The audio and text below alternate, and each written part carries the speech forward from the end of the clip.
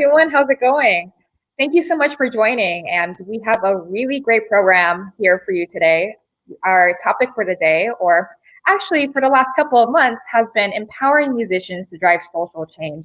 And so we're talking about a really important topic here because we have some incredible guests, incredible musicians alike, and leaders in the music industry who are trying to solve this systemic problem of non-inclusivity and also trying to drive social change through the power of music.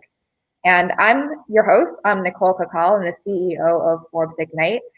So the first guest that I want to introduce is Endea Owens. She's an incredible bassist, aka Bass Bay. She's the house bassist for The Late Show with Stephen Colbert. She's also the organizer for the Community Cookout, which is an incredible community initiative where she feeds over 100 people with each pop-up show. And she's completed a couple of them already. So thank you so much for joining, Endea. Thank you. The next guest that I want to introduce here is Stef Mariani. She is an award-winning artist, songwriter, producer, and she is also the founder of the nonprofit called Stay Gold, and she's based in Honolulu, Hawaii. Thanks so much for joining, Stef. Good morning, aloha. Aloha. The next guest that I want to introduce is Hans Schuman, who is the founder and executive artistic director of Jazz Reach. So welcome, Hans. Thanks so much for joining.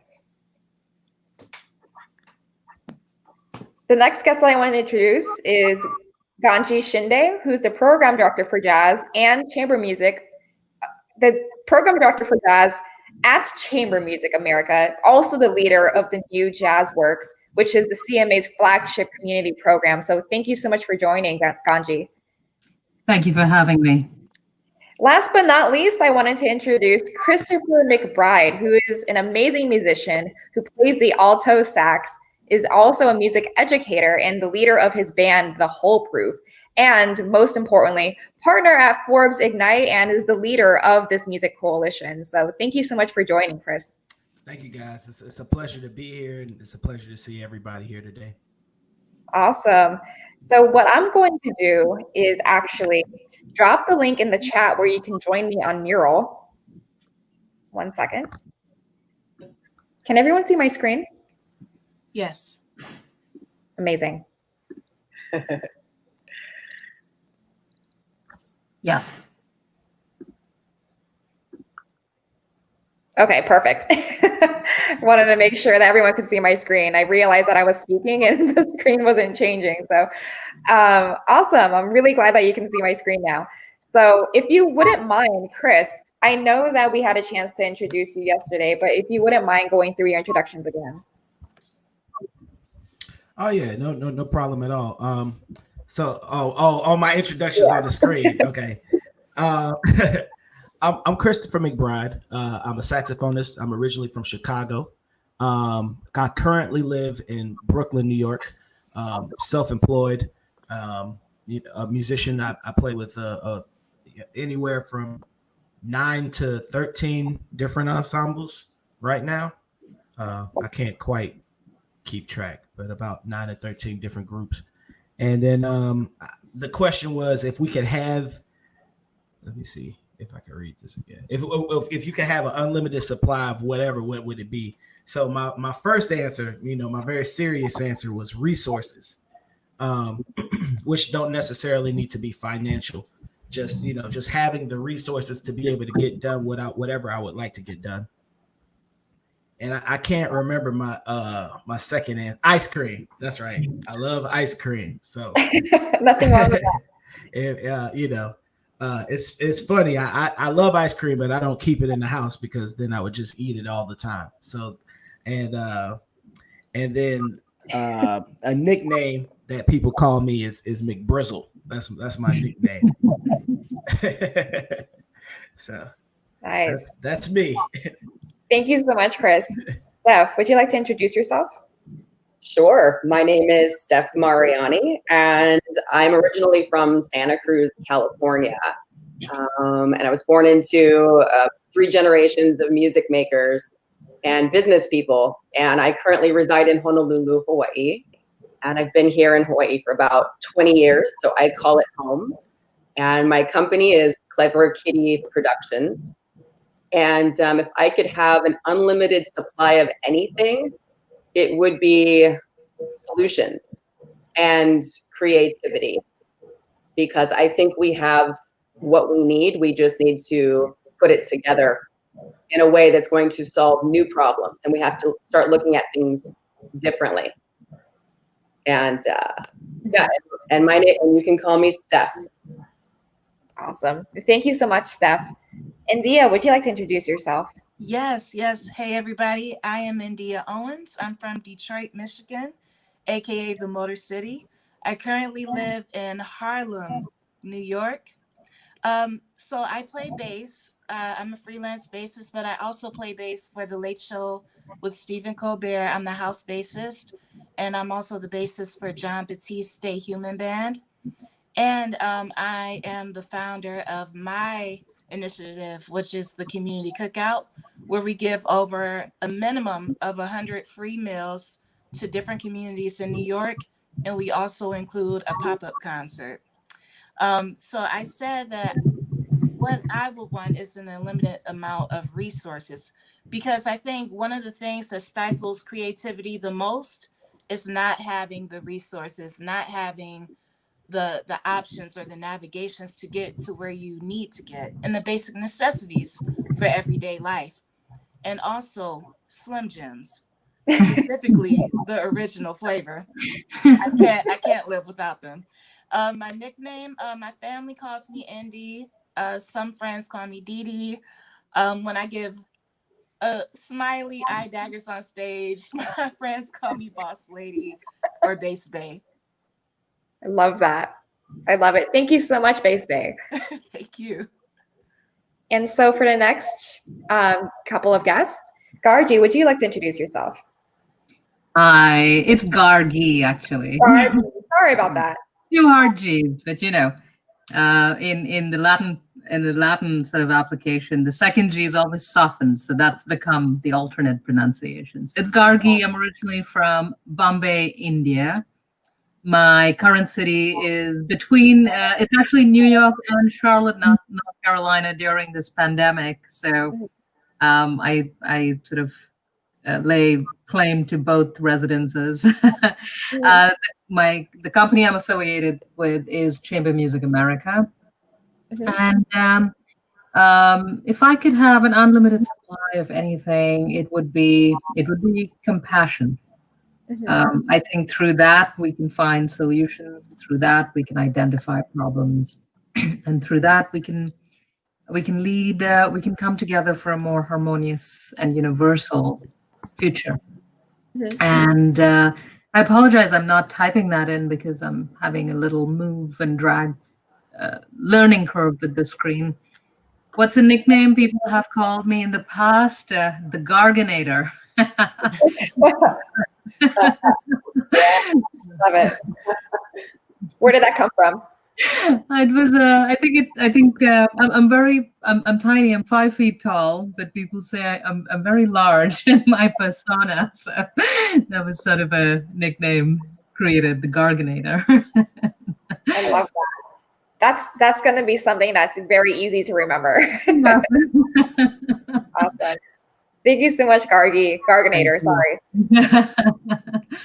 Hans, are you able to hear us? I think Hans Oh, dropped no. off. Thanks for letting me know. So we'll catch up with Hans in a little bit. So thank you all so much for introducing yourselves. You all have really incredible backgrounds, and we're really honored to have each and every one of you here coming up with solutions together, because at the end of the day here, at the end of our session, we plan to have 2 to 3 recommendations that we can actually release out into the music industry, where we're all going to release for the public benefit. So just as a quick tutorial to zoom in and zoom out, you can use the little sliding bar on the bottom right-hand corner of your screen, just as I am. Sorry, I don't want to make anyone dizzy, but that's a way that you can zoom in and zoom out, just as a quick tip. So we're going to move on to what we call the gripes, what we call based on a lot of the interviews that Chris McBride and I were able to do, we've interviewed maybe close to somewhere between 7 and 8 different individuals within the music ecosystem, and we learned a lot. So, Will, did you want to go over the gripes?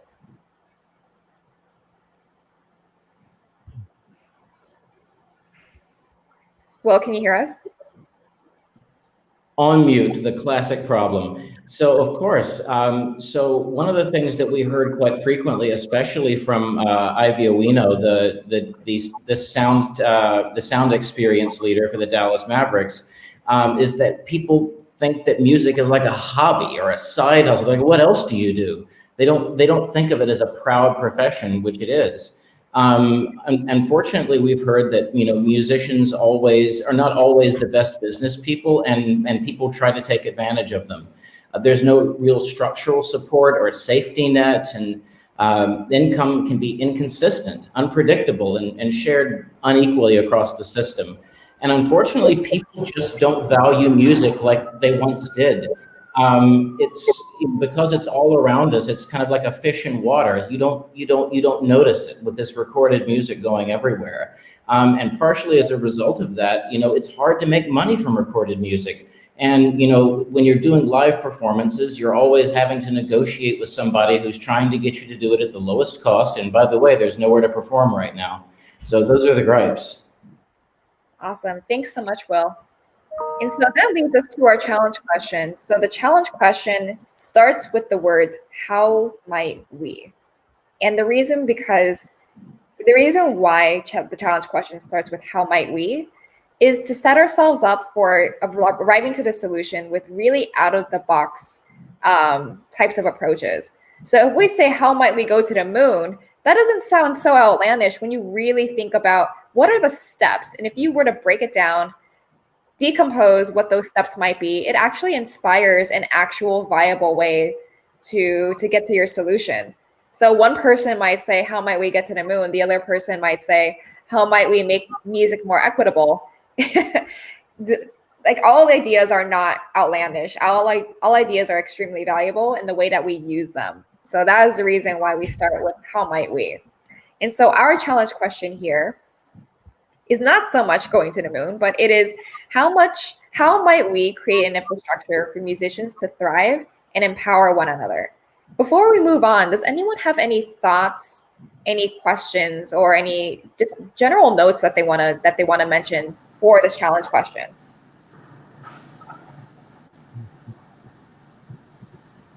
Chris, what do you think about the challenge question based on the interviews that we've been doing?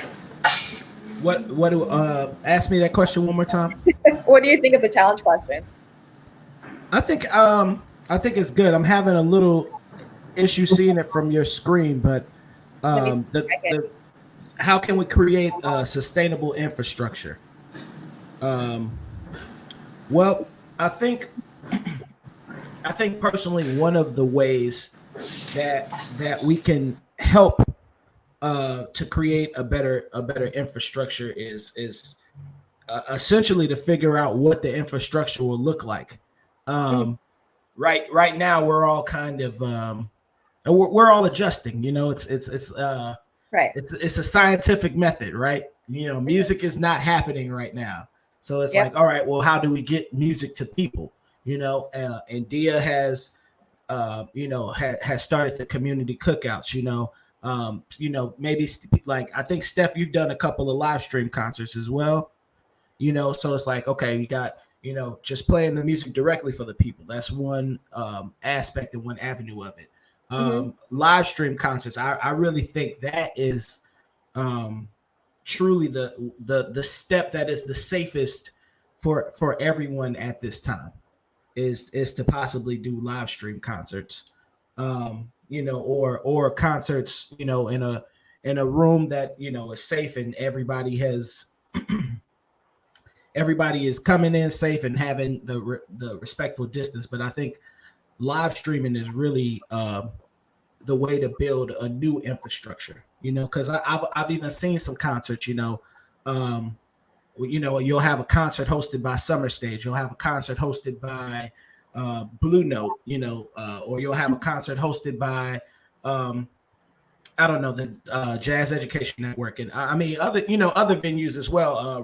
Rockwood, that does more rock and R&B and more hip hop shows. Like they'll live stream. So I think really um, live streaming is probably going to be the way, at least for the next year. I think live stream concerts are really going to be the avenue, especially when it gets colder. It's easier to play outside for the moment. Figuring out a way when it does get colder in order to entertain live is going to be interesting. Mhm. But humans are adaptable. I know somebody will figure it out. They'll have some fireside sessions, or something with cocoa and blankets. Somebody will figure it out. But it'll be interesting. But my personal opinion, I think in order to really create it, in order to create an infrastructure, we just got to go in a different direction. Because right now, live performances are it can be iffy, because even if you could get people to the performance, then it's like, well, how many people do we need before it's unsafe, right? A lot of musicians were very upset with what Cuomo, he passed a bill recently that essentially, you cannot put on any live performances with tickets. That's they don't want you doing that. And a lot of musicians were upset about it, but like I said, just until we know what this virus does fully, which nobody can do because we haven't spent any time with it, I just think it's in the best interest right now. I don't think that it is going to be what the blueprint looks like for the future, but it, like if this bill is still around in 3 years, that would be a problem. But I think for right now, because of the healing power of music, and people wanting to hear live music and people wanting to have a sense of normalcy, I think it's a move for the present that's trying to keep the numbers low of COVID cases and keep us safe. So I guess right now those are my thoughts. I think live streaming, having great equipment. There's some clubs that are already doing some great things. I mean, you think of Smalls Jazz Club, they've been doing live streams pretty much, I want to say since June, I think. Since June, they've been doing live streaming.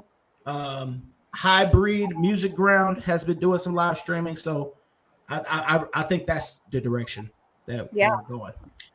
I love what you said there. And I think it was Stef who said this earlier about just having a moment of normalcy or normalization. Stef, did you want to weigh in on that? Yeah, and I think actually Endea instigated that comment. It was a really, really good point. And I have a lot to say about that. I mean, that's what people are missing. They're missing normalcy. We're missing normalcy. People are looking for comfort. There's a lot of bad news going on right now. And people need musicians and artists, especially creators, more than ever, because we are the healers of the planet. And I think we really have a big play actually in the solution. Absolutely. Yeah, I just wanted to comment on Chris's comment about reimagining the infrastructure. Because when COVID happened, it was like the rug came from under all of the musicians. So we had to learn how to do all these new things. So I think it takes some education as well. But how do we get those resources? So on the live streams as well, I've seen a ton of live streams, but I've seen a ton of live streams for free and donation based. So I feel like there needs to be a system of checks and balances. And I can speak on the jazz side of things. When it comes to being paid fair wages and everything, we don't really see that often. It's just whatever goes. So there really needs to be some awareness with that, and there needs to be somewhere that we can go to say, okay, we're not getting paid this, so what group is there for this, what organization? And I know like I'm thankful for Gargi because she has Chamber Music of America where I received a grant myself. But just on the recording process alone, it costs almost $10,000. So how are musicians going to navigate through this new normal that we don't know how long it will last? Trying to navigate through this new normal. Yeah. Gargi, did you have anything to weigh in on it? Yeah, I think everybody has touched on some very, very pertinent issues. Here's what I wanted to first address your challenge question. I think musicians have always empowered and helped each other to thrive. Okay. I don't think they need an infrastructure. They have one in place. It's everything around them that undermines that needs to be interrogated. I have seen, and you know, in jazz is the perfect metaphor for this. This was music that came through the community, and communities always found a way to make this work. Then we had a system of, and Endea pointed out, a system of grants. You know, the official word for that is philanthropic giving. And jazz got left behind, but jazz didn't disappear. Communities and artists found a way to keep the music alive, to ensure that the new generations are, you know, being educated in this music. Some of the most iconic and brilliant American jazz artists have come through this system. So our question is, what is the infrastructure around the musician and around artists, and how has that failed them? And that's really how we're taking these questions head on, is to say, how have we failed? Not what we have done to succeed or what are our success stories. There are many, many, many answers to that former question. How and where have we failed? The most glaring one is we have failed artists of color as institutions. And one thing to remember about jazz is that there's a beautiful article that was just published yesterday in the New York Times by Giovanni Russanello, who's a strong advocate for the arts and critic, music critic, who's talked about how the jazz became connected to a pre-existing segregated education system. And so then the percentage of Black graduate students coming out of conservatories is very, very rare. And Black women is less than 1%.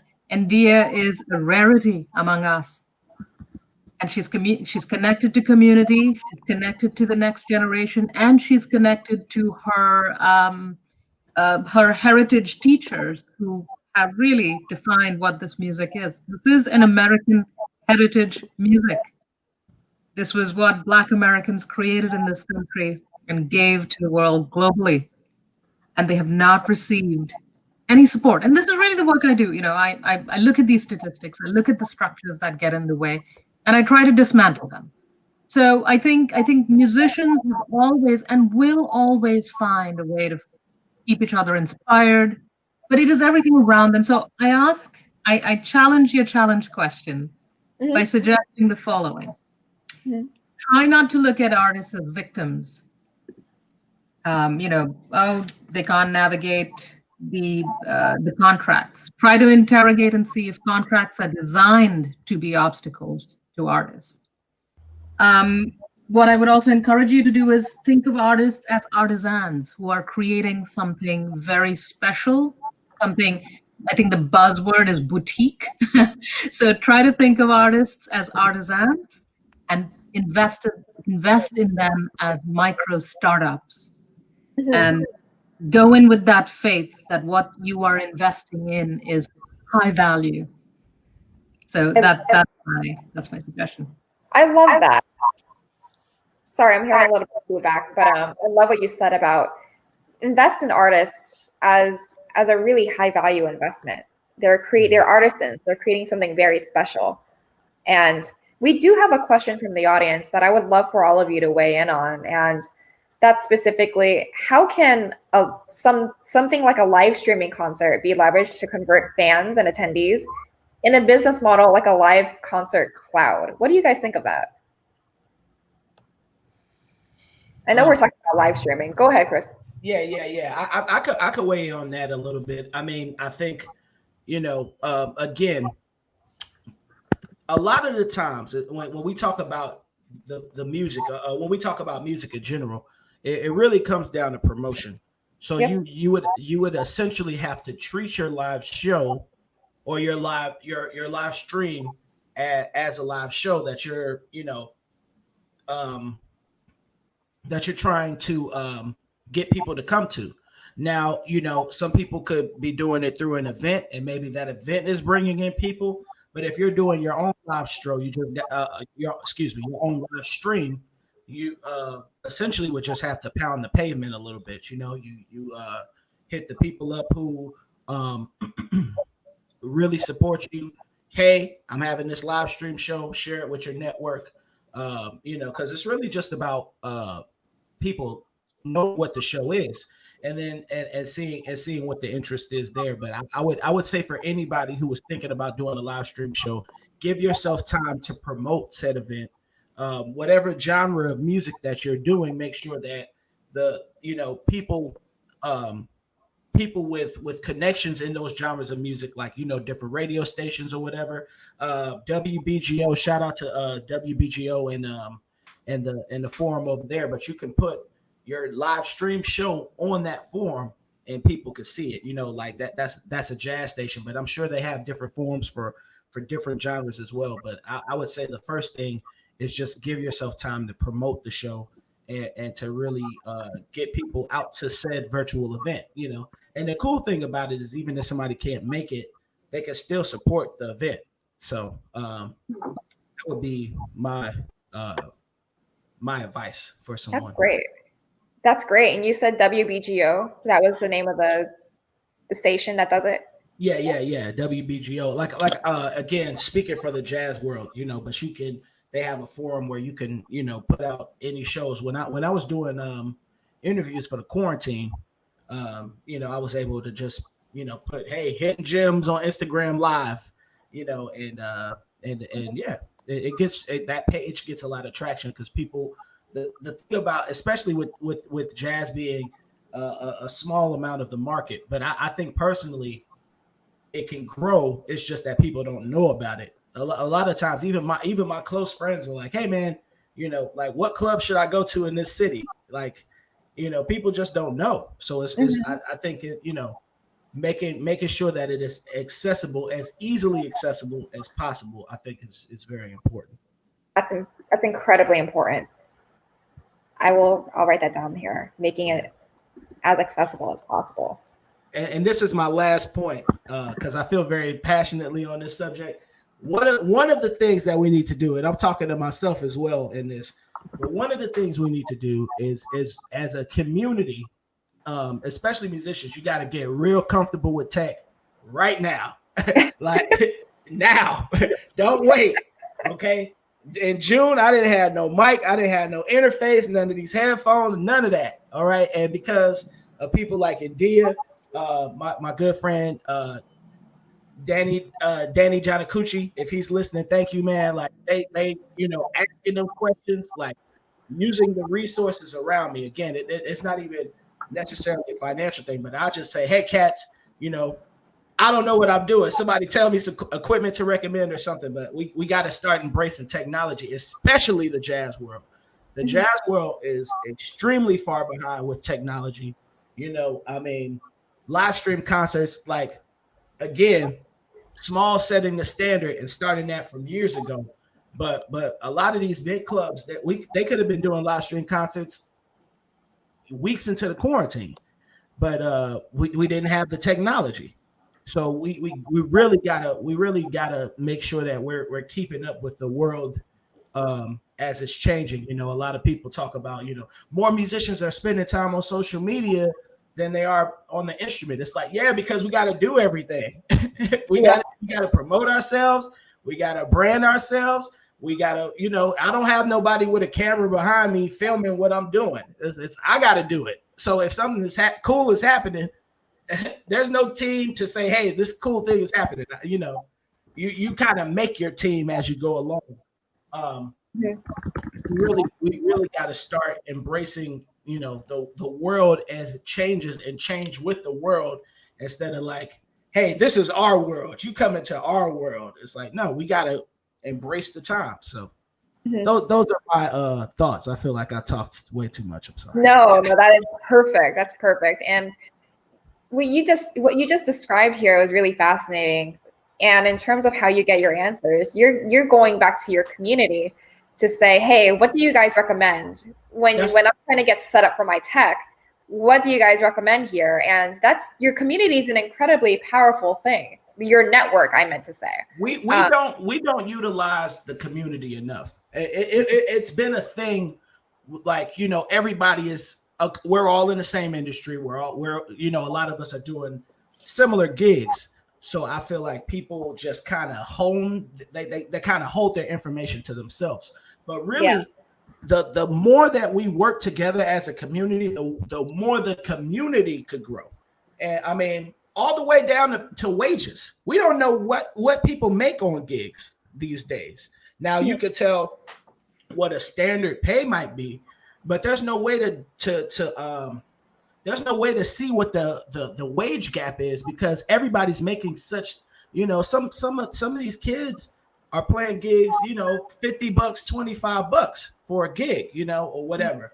And I mean, some adults too, like, but the wages vary so much depending on where you're playing. And we don't talk about it enough, you know. So like a club will pay peanuts, and nobody will talk about the peanuts that they're making. Instead of saying, hey, we're making peanuts, we should all say, we're not going to play this club until we make a minimum of this.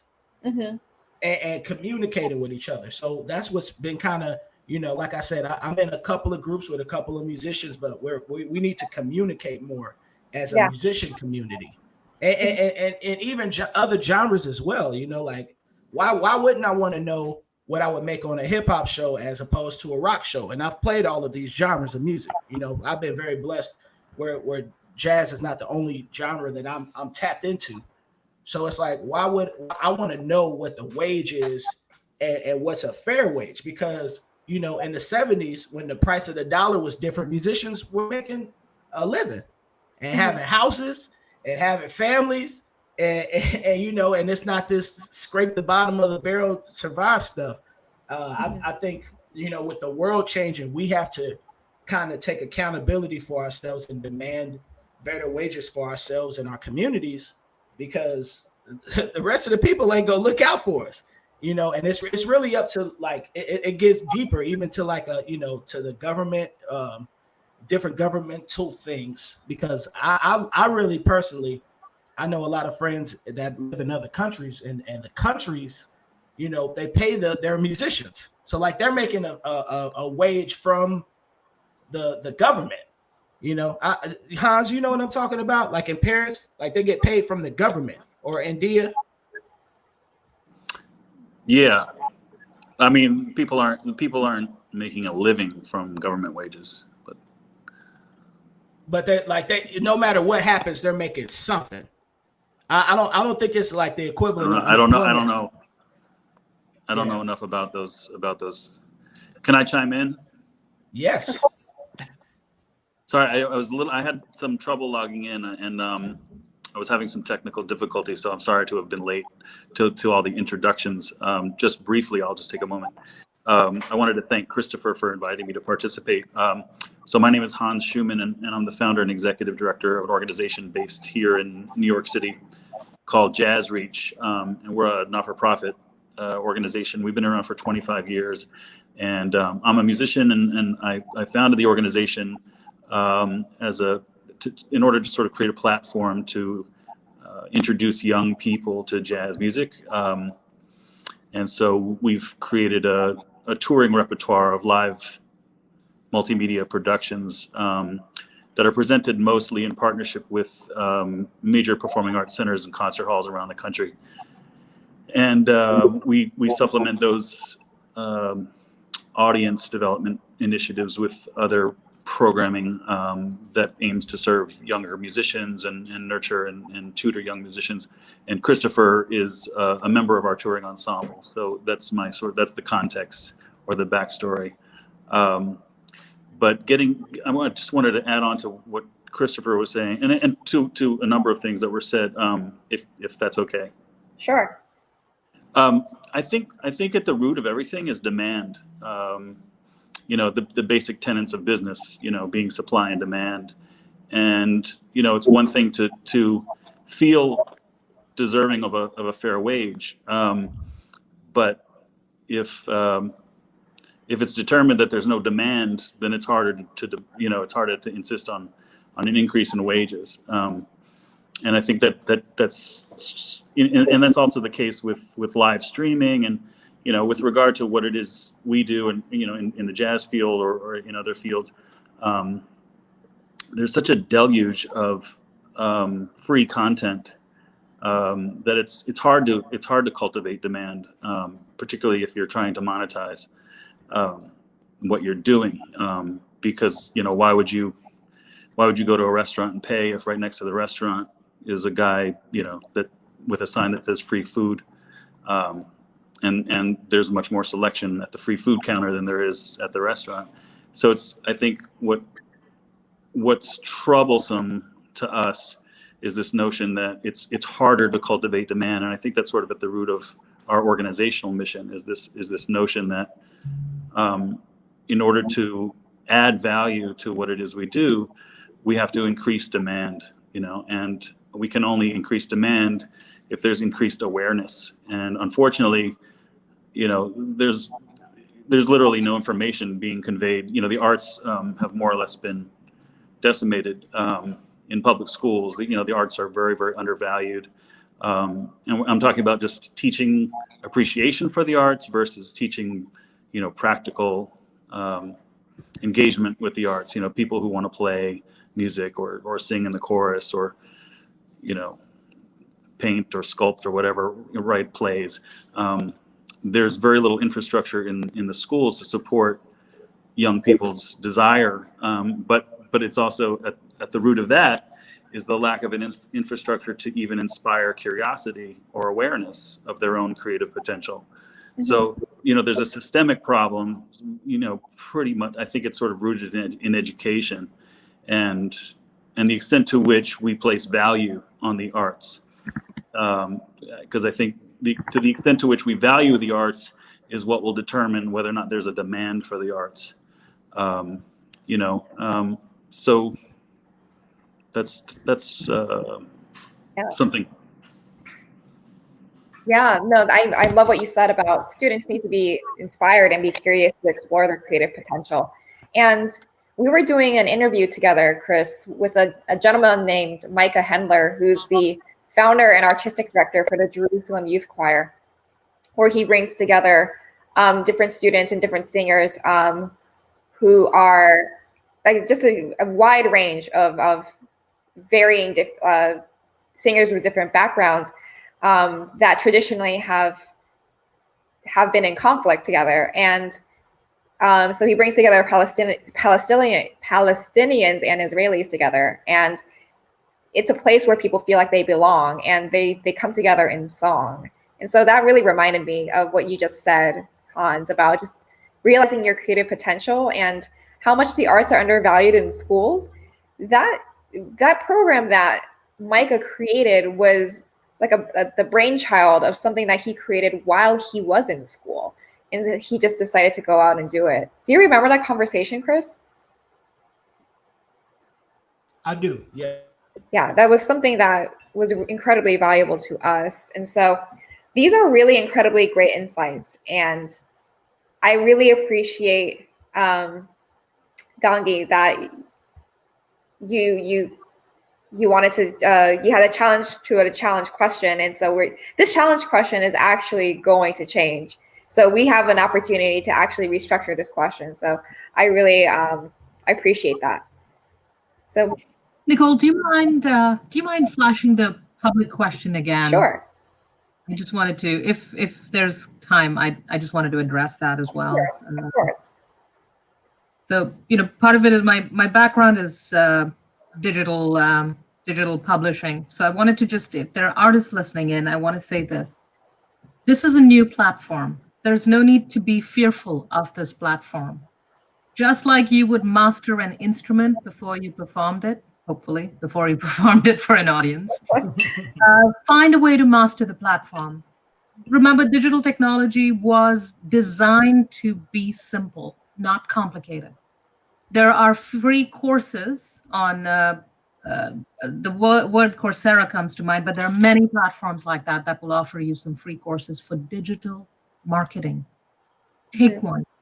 This pandemic is devastating to you all because you have lost your livelihoods. But it is also a time, it's giving you a little break to perhaps catch up, as Christopher said, we're way behind as artists, but catch up with the technology. Look, we're in it, we've been in it for 25 years. Tech is not new anymore. Mm-hmm.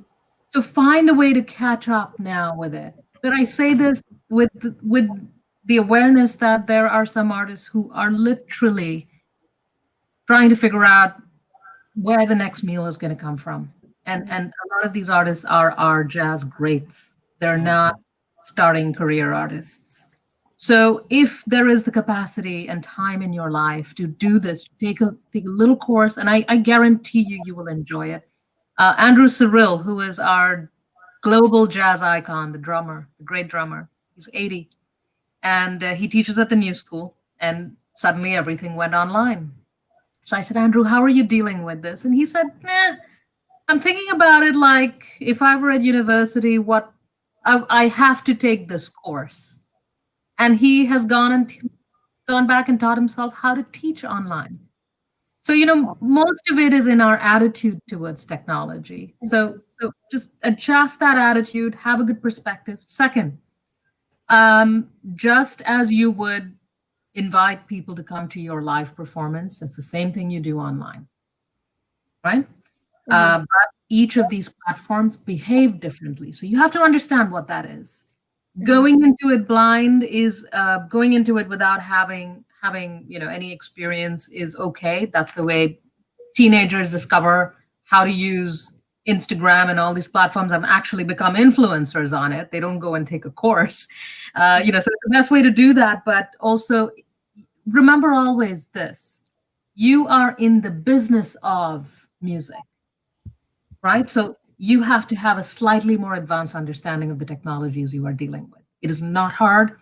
It can be challenging. There's new jargon. There are new methods to do it. But remember, tech was created to be simple. So I urge you all to do it. And I guarantee you, it will support you in everything you do. Thank you so much, Gargi. Thank you so much. And that's a perfect segue into a follow-up question from someone in our audience. Who said, what criteria should musicians use to determine our investments? And so you just specifically talked about one very important investment, which is in tech and in digital marketing and just investing in the fluency, essentially. So what are some of the other investments would you actually recommend as well? I'll actually invite our artists to answer this question, but very quickly, the fastest way to think about it is, Endea gave us a lovely number. It costs $10,000 to have a new release out there, right? And that number grows or reduces with the number of people in your ensemble, number of musicians in your ensemble. So technology is one area, and the technology is just sort of an encompassing area, right? Publicity, how to get your work out there to people. And this is connected with the earlier question. How can we leverage digital technology to convert fans or audiences? I would ask you to look into the digital publishing model. When Bezos, launched the digital publishing, it turned the traditional publishing world upside down. I'm not talking about good or bad business practices at the moment. That is a completely different conversation. But I'm saying that it came and it overturned traditional media because traditional media was, in a lot of ways, behaving like gatekeepers, right? Our only Black one of our American Nobel Prize winning is a Black woman, Toni Morrison. How many Black women have been published by traditional publishers? So what did that online publishing model do? It said, hey, don't worry about the big guys. You can leverage this on your own now. And that scared the hell out of these big publishers. So the one thing digital publishing will always do, you're in the business of publishing music. So remember, it will always allow you to be closer to your fan base. If you invest in learning a little bit of analytics, I know it's jargon, but a little bit of analytics, you can understand right down to which geographical region your biggest fans are. One great example I'll give you, I used to publish the work of a very, very popular novelist, and he thought that his readers were men who had advanced degrees and a library at home and perhaps who smoked a pipe. He discovered very quickly through digital media that his readers were suburban housewives. That's where his fan base was. So the digital media empowers you to understand who is invested in your music. It understands who will care to. So the Village Vanguard is a venue that is much loved by audiences, right? And when they started their streaming, live streaming, all of us immediately said, we're going to subscribe. A, because we always associated them with world-class act, but also because it is a venue that is very close to our hearts. So once you discover the community that is close to you, you will discover who will invest in you. And that relationship will be fostered forever. So don't be afraid of that. What are the other aspects of investment? So I would actually really like to hear from our artists and see how we can think about that. About investing? Is it, Nicole, if you could please reframe that question. Absolutely. Absolutely. So we had a follow-up question from the audience of what criteria should musicians use to determine our investments? And so Gargi said she provided a lot of really great examples like recording, publicity, digital marketing and publishing, and also analytics, because tech is supposed to bring you closer to your fans. It allows you to understand who your fans are as well. Did I get that right, Gargi? Perfect. Yes. Mm-hmm. Awesome. I would say that to Gargi's point, one of the things that I have done during the quarantine, because a lot of times people have said, listen, Chris, you have people who just love you as a person and will support you. No, it doesn't it has nothing to do with your musical aptitude, which is high, but it's like you have people who just love you and will, they'll support. So I started my Patreon page back in June, and so far I have 12 subscribers, and I'm just grateful for all 12 of them. I never thought that. It's always been a thing of not necessarily wanting to put myself out there in terms of what I needed. You put your grind and you grind away and you put your stuff out there. But now I have embraced the idea of people wanting to sponsor me, wanting to patronize, so I could focus on writing and I can focus on practicing and the things that would help to make me a better musician, and different content that I could release as well, which the Patreon page will be helping to launch the podcast that I want to do. So I think that is important. I'm not saying that everybody needs a Patreon page. There's a community of musicians page. I think it's called Amplified, that my friend Barry Stevenson is in. I'm sure there's some other supporter pages, but I think us as artists, having a supporter page where people can, put a monthly contribution towards your work or your art, I think is one way where you can invest in yourself. I think it also it's determined by what your criteria for success is, and also what your criteria is for artistic self-realization is. So in terms of the question, mm-hmm. and how obviously you're investing in your own creative abilities, through practicing every day. But in terms of, for instance, Jazz Reach was going to implement its first online fundraising campaign And we knew, with regard to what our goals were and what we wanted to raise, we knew we couldn't just do it on our own, posting from our phones every day. And so we met with a pretty high profile PR firm who basically said, if your goal is to raise $200,000, you should plan on investing $100,000 in this campaign. And we didn't have $100,000 to invest. So I think, having the resources to invest is critical, depending on what your criteria for success is and what your goals are. So it really depends. Mm-hmm. Because everyone's different. I mean, some people could say, my goal in life is to be able to live stream from my bedroom for the rest of my life and make enough to pay the rent. Other people might have different aspirations. So your criteria is, in terms of what you're investing in, will differ depending on what your goals and aspirations are. Right. That's actually a really good point. And I think this is a really important question that Andrew Campbell has asked here, because I think what he's asking is if we view musicians as something that we invest in, what's the criteria for that, right? And that's what's cool is people want to invest in music. They just don't know how that is going to be profitable or make sense. Right. It depends on whether or not they expect a return on their investment.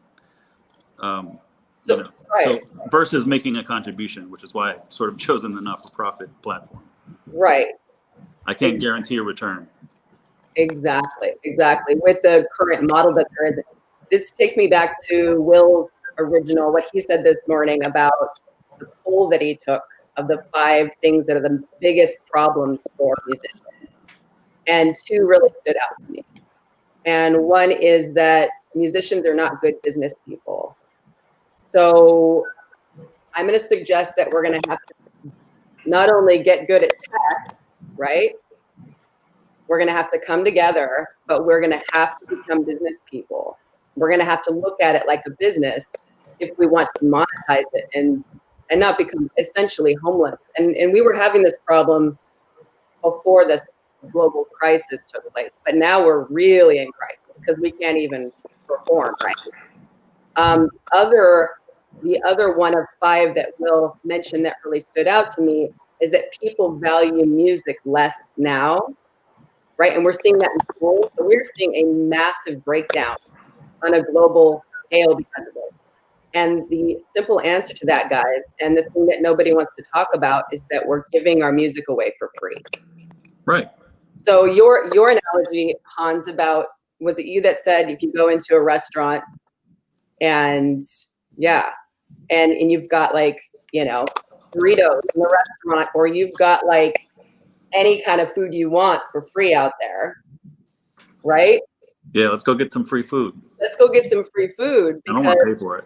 Right. So we need, and here's the astonishing thing is that what we have is such massive value on this planet. And I feel what's that? To us. Yeah. Well, I mean, I would argue and say that the planet needs us and needs our art. Oh, I agree with that. And whether they realize it or not, and it's true, like there's less and less awareness now. If it's not in schools, how are kids even going to know what they're missing, right? Exactly. So they'll get super good at the technology and all, everything that's going on that way and all of the advancement, and then we're going to miss the whole point and take the heart and soul out of growing up and living on this planet. So I suggest that, and I run a nonprofit in Hawaii called Stay Gold Hawaii, and it's actually it's a pay it forward program. So artists are vetted and their rent is paid based on, and it's all artists that are already mentoring the community, because we are in a global crisis and our communities need support. And who do our communities trust? Us. Mm-hmm. They trust us because we don't have agenda. Like there's a global solution here that we are a part of. And you look at history, People have been trying to control and own music forever. The royals, bishops, the people in power, they want to harness that because it's the only thing that can make them more powerful. We need to start thinking outside the box. And yeah, we're not good business people, because when we go into creative mode, it's all about this like disorganized brilliance that we bring together, and we bring this amazing result. But we need both of those things. And we can't rely on people that only care about money to be in charge of the music, or it will die. Well, that's the dichotomy, is the extent to which the music is valuable to them, insofar as they get something out of it. Yeah, but that whole spirit of contribution, though, is where success comes from. We have to remember that. It's the spirit of contribution. That's where love is. The things in the universe that are so much more infinitely more powerful than money, right? We have resources, you guys, and we know how to harness them. But it's just for all time been convinced that we, need to give it away for free, or play for peanuts, or give the lion's share of our earnings and our rewards to business people. Yeah, it's the biggest con of all time.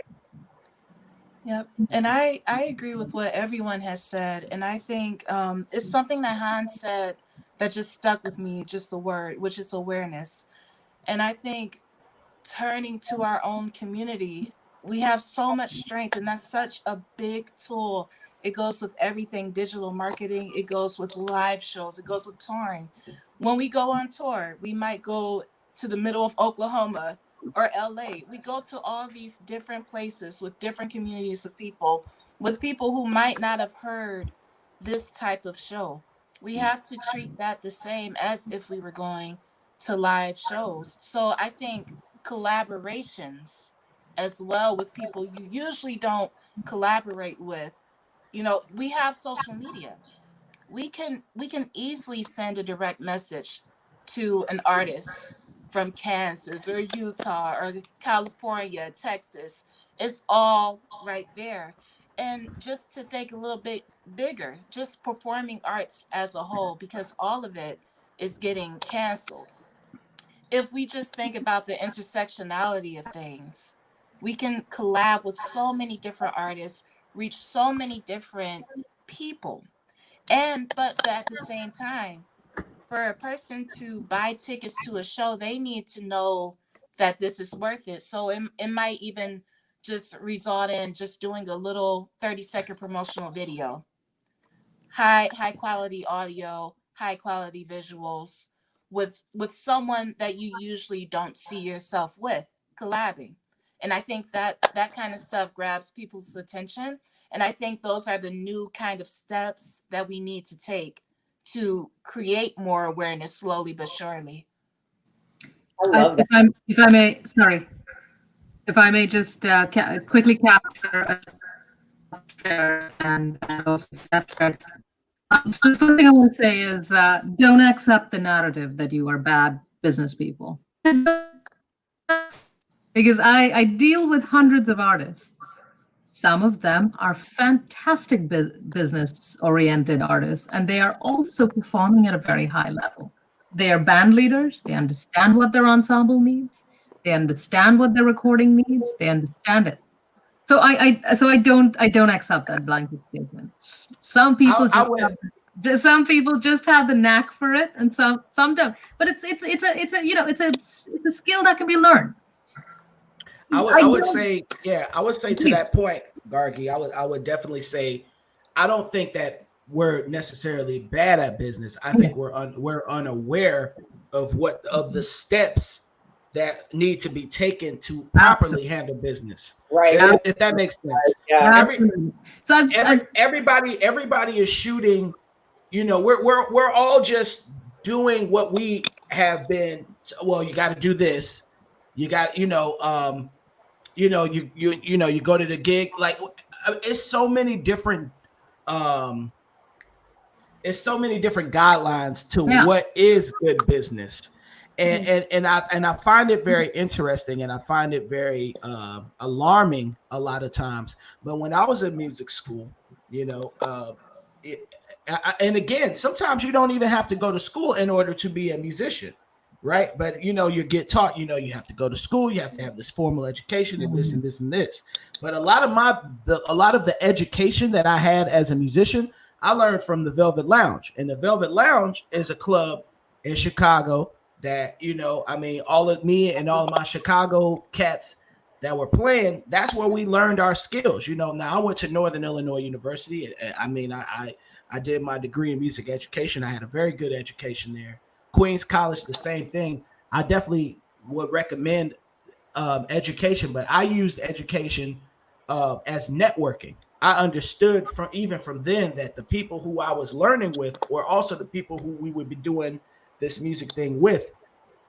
Going back to my point, I think one of the biggest issues is like the music school and music business school are two separate entities. And we really have to find a way, if we're going to educate people on how to be musicians, one of the first things we need to talk about is understanding the music business, either understanding it for yourself or finding somebody who does understanding it and using them in order to do it. Because a lot of times people are doing steps that would equate to success in the music business, but the step might be off because we don't have the awareness. We have to do so many things. I mean, I have a list here of the jobs that musicians are responsible for. It's over 30 jobs. Mm-hmm. Easily over 30, and it's probably more. You know, we gotta like I said, it's so much that we have to do. So it's really just having the awareness. Here, take these steps. Here's a list of things that you should have as a professional musician. I think that would be a really good resource that a lot of musicians would appreciate. I love that, you know, that this is make a list and check it twice, just like Christmas. Yeah. What do we do to pick out an investment for it? See, you know, the highest award we give in America is $37,000 to an artist to create new work, to perform. There are a few artists I see, even with that amount of investment, are not able to distribute that money in a way that is sufficiently sort of helps them get to that next level. Mm-hmm. Band members are not paid on time. So, you know, there's certain best practices that you will have to learn about. Yeah. And I love that you've sort of identified it in a practical manner. I wanted to just quickly capture something Hans gave us. When you think about what it is you want to invest in, don't immediately go to, well, my instrument. Your instrument is probably going to be the most expensive investment with all your other assets. Create it in a value-based model. And what is a value-based model? So one thing that Hans has created is a connection for children, right? Investing in taking this music to the future generation. That is a value you're bringing to the world. Now, what do you need to get that value sort of private? That is going to be your monetary investment in. You don't have to become business people. You have to simply recognize that we work and live in a creative economy and a capitalist economy. Mm-hmm. The current business model, folks, is broken. It's broken. So if you're going to get good at dealing with this, you're probably going to undervalue yourself.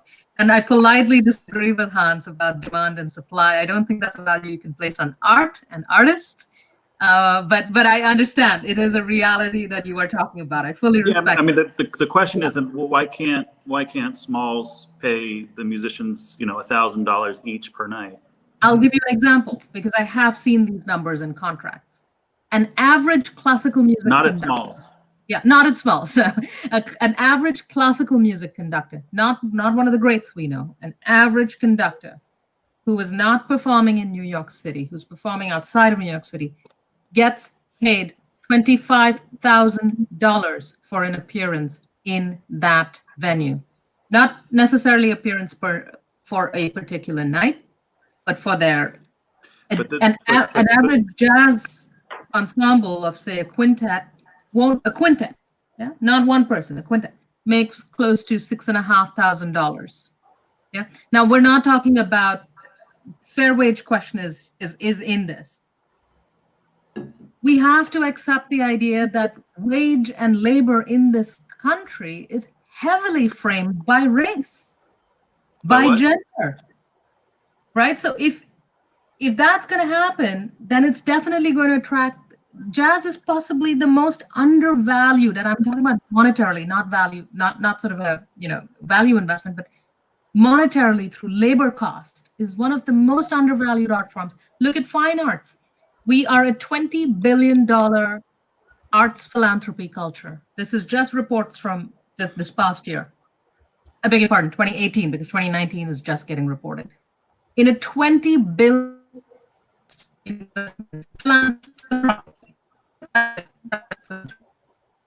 Sorry, your volume was cutting in and out, but these are all really incredibly great insights. And this discussion that we have right now is now leading us into trying to come up with solutions for these. And so we're going to go ahead and move on to our personas. Right. I know I've highlighted a couple of these great insights that you've all produced here.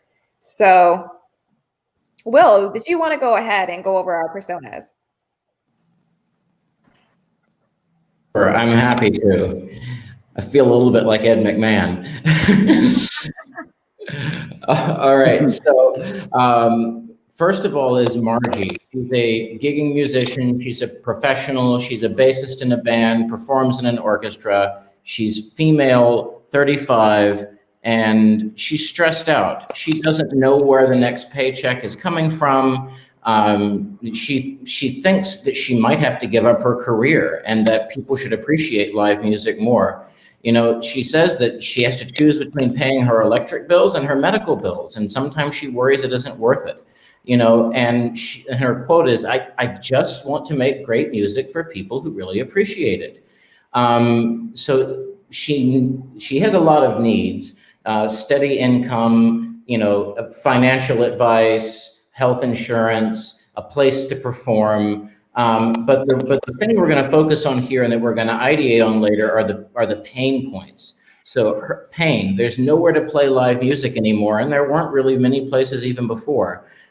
Streaming services don't pay very well, and the income is unpredictable.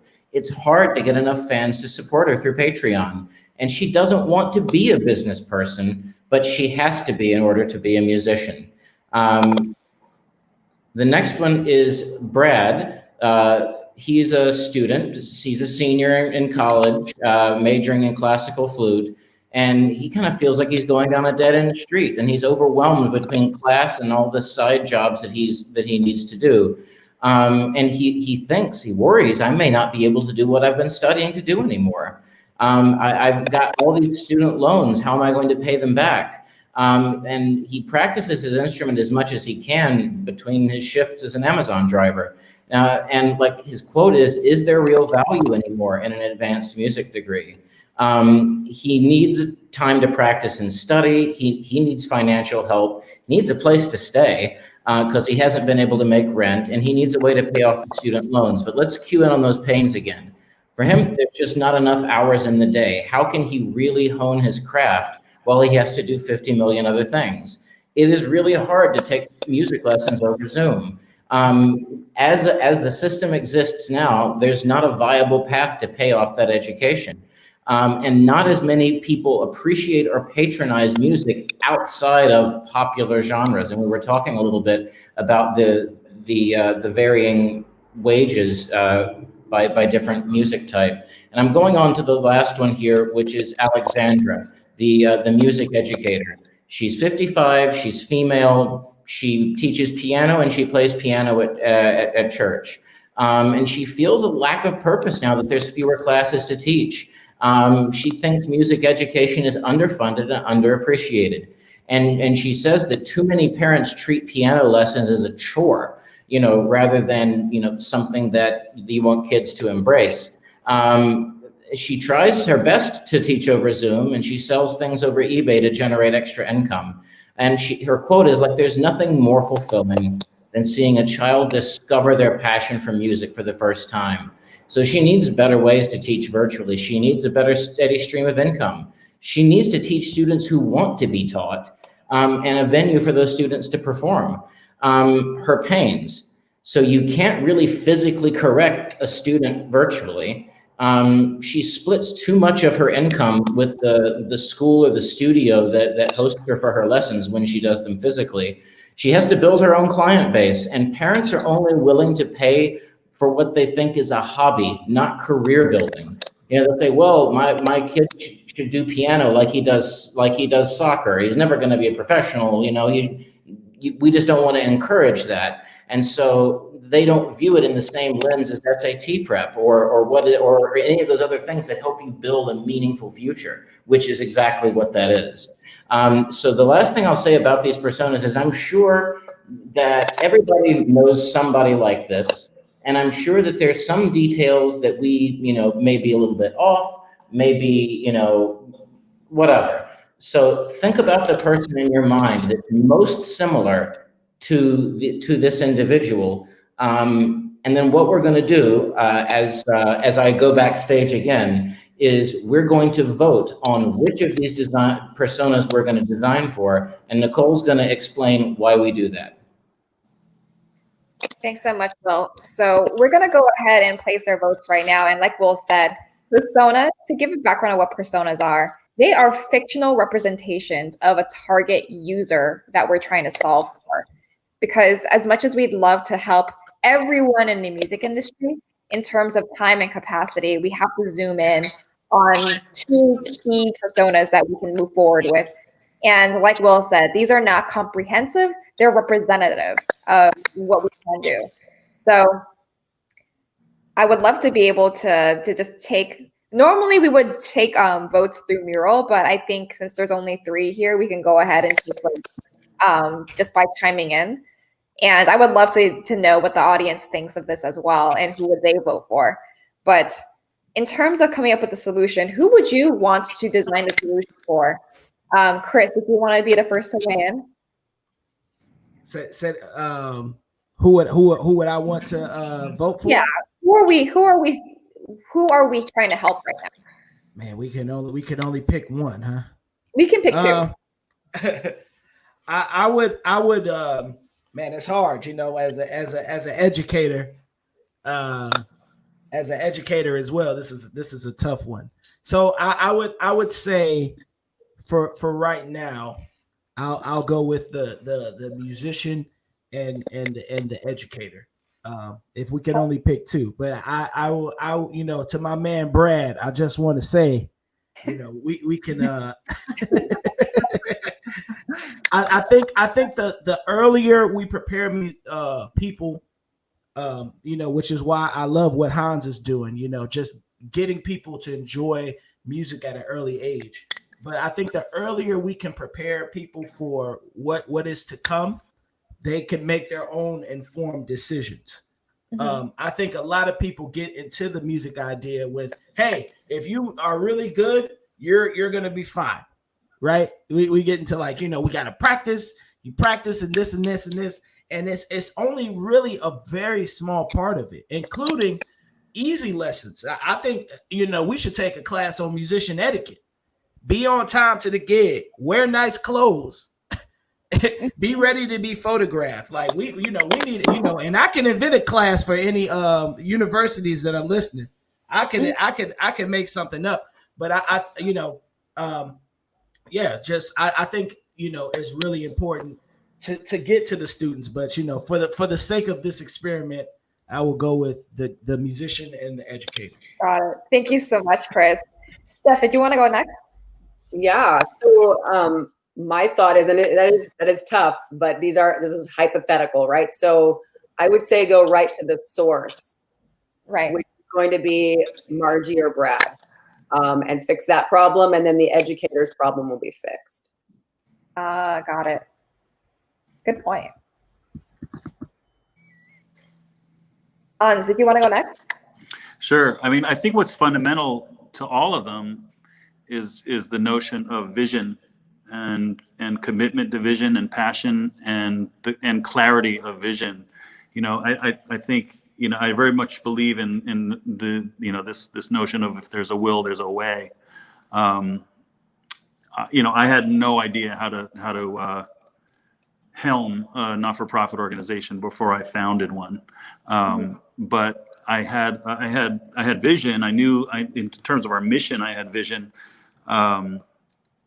But for what I didn't know, I just asked a lot of questions of the people who were where I wanted to be.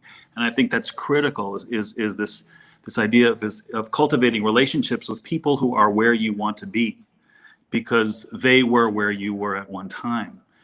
So I asked a lot of questions when I started my organization, and my model really was the Kronos Quartet, which was run out of San Francisco at the time. And for those of you, I'm assuming most of you guys know the Kronos Quartet, but they were very sort of forward-thinking. They're still around, as far as I know. Very forward-thinking, modern string quartet. They sort of wanted to redefine what a string quartet sounded like and looked like. They were sort of like punk. They were like the first string quartet to wear like ripped jeans and T-shirts. But they ran their organization under the auspices of their own not-for-profit organization. So I just called Janet Copperthwaite, their managing director, blind. I didn't know her. She didn't know me. I just called their office number. And I just said, I've just started a not-for-profit organization. Do you have time to talk? And she spoke with me for 3 hours, and so, again, it's, it's very easy, particularly in this time. This is an unprecedented time in terms of like, we all feel very adrift. So in terms of like these models, obviously trying to do anything in the midst of a global pandemic is near impossible. And it seems everything we do seems futile, but, under quote unquote normal circumstances, I think, vision and also the ability to hone your how you communicate what your vision is, because invariably you're going to need other people to support your vision. And if you don't have clarity and cohesion, and to the extent that people get what you're saying or are inspired by what you're saying or excited by what you're saying, you're going to have a hard time. So I think, having very clear vision and the ability to communicate your vision and, in a persuasive, sort of inspiring way, is critical. So, and I say all this just because they all share this, well, from the profiles, they all share what they all seem to share in common is this sort of lack of vision. Like, I kind of want to do this, but I don't want to do this. And, I came out of Berklee College of Music just wanting to play. That's all I knew. I want to play, and I want to go where other people who want to play go, So it was like, you go to New York City, and I knew that New York City was also the only place by which you could sort of measure where you were, because you were in the company of greatness, and the same thing holds true for the honing of one's craft. You go to the masters for information, because they are where you want to be musically, So I think these are critical. So, if you don't have vision and you don't have tenacity and you don't have passion, you might as well just do something else. So who would you vote for, Hans? Well, all three. They all share what they all share in common is this sort of lack. Well, but by their profile, they all share a lack of vision. So I can't. I'll vote for the first two, since those are the folks that seemingly wanted to sort of practice, music performance. But okay. Sorry, I'm sorry to be long-winded. No, thanks so much. Endea, did you want to go next? Yes. So first, I'm going to go with the student, because that's just, like Stef said, we're kind of getting to the root of everything. And, there's many, many more students to come. So we have to figure out solutions for this. And sometimes it feels like the haves and the have-nots, but now the haves have not as well. So I would love to start with Brad and the educator, the pianist Alexandra, because I know a lot of musicians are giving lessons right now or trying to, but they don't really know the best way, the best marketing way for that. So that's a real issue right now. Yeah. I'm not saying that Margie's isn't, but I think the student and the educator Awesome. would be really Thank great you so much, to start Endea. with. And Gargi, did you want to go ahead and cast your votes? Could you scroll to the bottom, please, so I can see one more time who the musician educator. Sure. And then and then the prototype sort of. So I would go with the music educator as well as the student. Well, you don't become an artist to make a lot of money. That's not. I fully support Hans's philosophy on this. You have to want it. You have to cut through the obstacles, but many of these obstacles are an education problem as a whole towards the arts. So there is, and this is something Christopher was referring to earlier very quickly. Yes, Europe does have a government federal attitude towards its artists, meaning if you were a jazz musician in Norway, you would get a retirement, you would get benefits. We don't have that in the United States. So finding value, creating value, this is something that the field of education has to. I was a professor of theater history. I was a student of theater history. My department got wiped out because nanotechnology came in. So, the arts, I always say, it's a divine calling. You are all very lucky. And it doesn't have that monetary value all the time. So find a way to create value, find a way to want it enough. What I love about the educator is a good tech challenge, because she's going online, creating value there. She's also identified very well that there's a middleman between students and her, right? So she doesn't know how to get to her students. So again, digital marketing can capture that, but it takes time. So I ask all of you not to give up, to be patient. Creating your own community, just like any business, any retail business, it takes them time to create. But they have different resources. They have money to invest in a digital marketer. I ask you all to also take a quick look at your websites. If it's something you haven't fixed in the past 12 years, it's probably not communicating well with search engines. So you have to look at the entire infrastructure you function in and find ways to enhance that as well. And I feel we can find good solutions for the educator and vision for the student to thrive in. I agree with Hans. It's a more philosophical question than an immediate problem solving one. Awesome. And all your personas. Okay, got it. Yeah, all your personas. So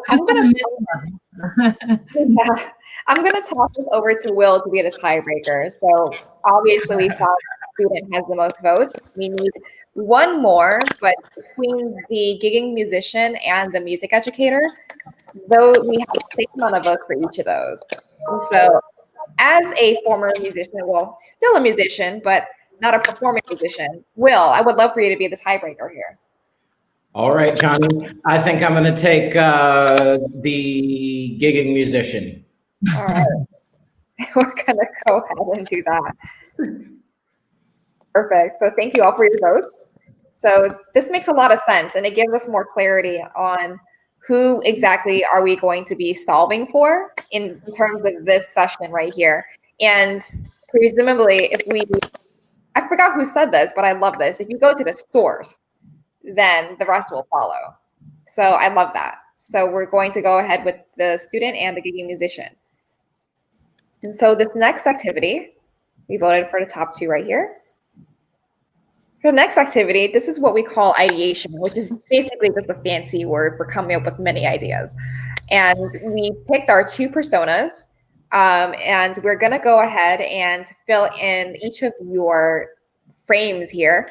So I'm going to use McBride's as an example. Love the name, by the way.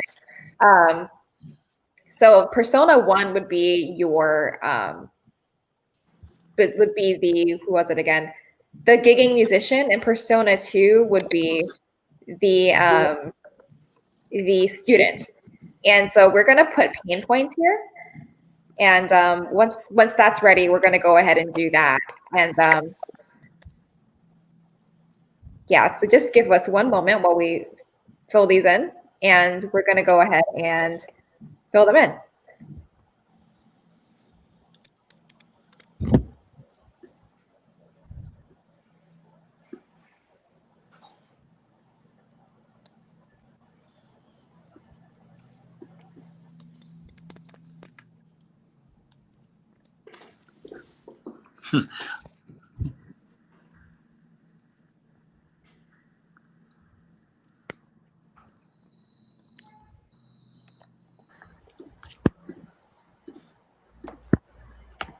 I see your kitty cat, Gargi. You'll probably see his bum too. Of course.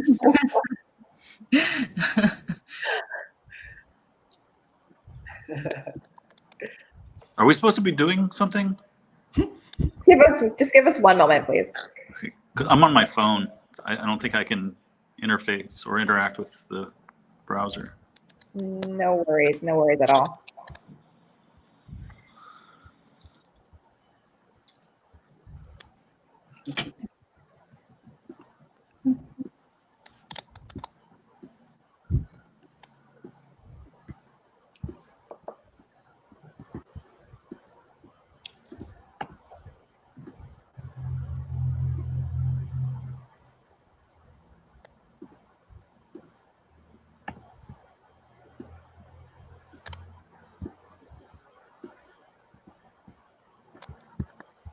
All right, I think we're almost about done here on our side.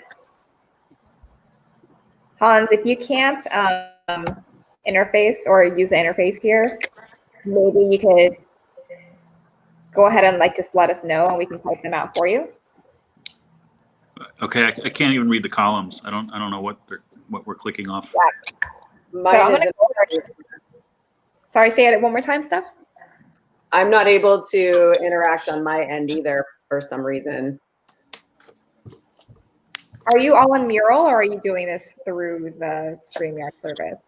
So I'm on Mural. Okay. Weird. Yeah. Go ahead, Will. Go ahead, Chris. I'm on Mural as well, but I can interact. So yeah. Now I see these the green columns. Yep. What am I I'll show you. I'll show you what the step is. No, you're fine. So now we actually pre-populated your charts here, or your stations. I can't think of the right word right now. But for the student, so we have the two personas here that we've become, the student and the gigging professional, right? And on the column here, there's not enough time, Zoom lessons don't work, needs a place to stay, so on and so forth. Those are the pain points that we're actually going to solve for. So in this first sticky note here, you can double click on the sticky and you can type in them. And for the student, you're basically coming up with an idea to solve, the student doesn't have enough time. What if we were to come up with this idea XYZ, or what if we came up with a chatbot that allows the student, that's basically the student's personal assistant, so they can have enough time. That's just a silly example, but you see what I mean? You can jot down your ideas here for each of these papers. Yeah, I mean, for the student, that he literally in school to practice, so he just got to set a schedule to practice. Mm-hmm. he literally there to practice, right? That's what I agree. Because listen, this is the reality of the situation. For me to get here, I was not the greatest student when I first got to school. But I said, hey, who practices the most at the school? Dan Burke. Okay, how long does Dan Burke practice? 6 hours. Cool. I'm gonna practice 12 hours. And that's so like you set your schedule, and you follow it. But I mean, there's not enough time, because the gigging pro would laugh at that student face. Straight up. You got to make the time. You got to make the time. That How about this? I love your point here. So if there are any other pain points, or if you want to change any of the pain points, let's say not enough time is just like, hey, I want to change something else, like another pain point that we just discussed earlier today. You can certainly change that as well. Like the student not having business education. Would you say that's a good one? I think that's a great one. And I think, I mean, personally, I think there's some gigging musicians, including myself, that could take business class now. But like I said, I one of the things that I talk about, and I talk about a lot, I think the music and the music business side, the reason why these like club owners and sometimes and people who are in the position of paying have such odds with the musician is because the musician isn't understanding the business aspect of it. It's just due to lack of information, not lack of business savvy. Because in order to be a musician, you gotta have something together in some way, shape, or form. It's about having the right things together to make the most impact. Is my personal opinion. So I'm gonna change all of that in everyone's columns. So while I do that, you can all get started with coming up with ideas. So you're gonna be doing that for both personas. So the example that I gave was for the student. And the gigging pro, where it starts here, it says nowhere to play live. You could start coming up with ideas there. Does that make sense? Yes. Awesome. So I'm going to start changing the first one for everyone's columns.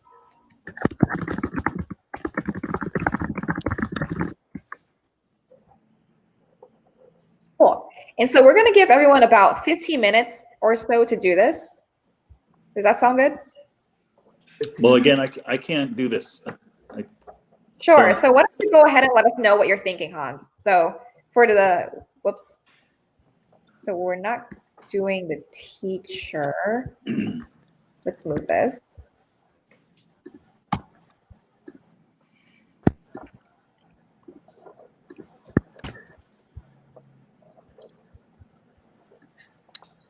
I'm not sure if it was Gargi or Hans that said a point, but about mentorship. I think that's really important. I know with Hans, one of his mentors was the great Carl Allen, who's an incredible drummer. For me, I have several mentors. I mean, Ronald Carter, an incredible educator and saxophonist, Antonio Hart, which was really the reason I went to Queens, because he gave me, he made it feel as if it wasn't unattainable, because I mean, being from the Midwest, being from Chicago, it's like, man, New York is like a scary step, it's a scary step to make. But I had the confidence because he was like, hey, you could do it. But I think especially for business education, this part, and one of the points I'm starting with is to like find a mentor. Like I said, the student talking to a gigging musician, he would learn a lot of points from her because just of her age and the things that she's been to. He would learn a lot of points. So finding a mentor, especially with this career is very, very important. Mm-hmm. That's a really great point, Chris. Yeah. So I'm going to zoom out real quick, see how everyone's doing. Is everyone able to get into the mural and start working on their part? Yeah, I can't.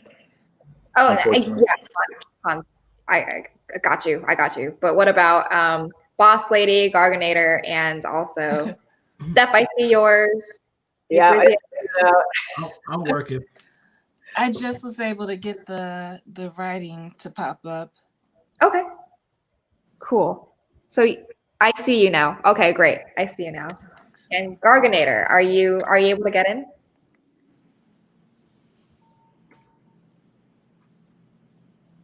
Gargi, are you there? Oh.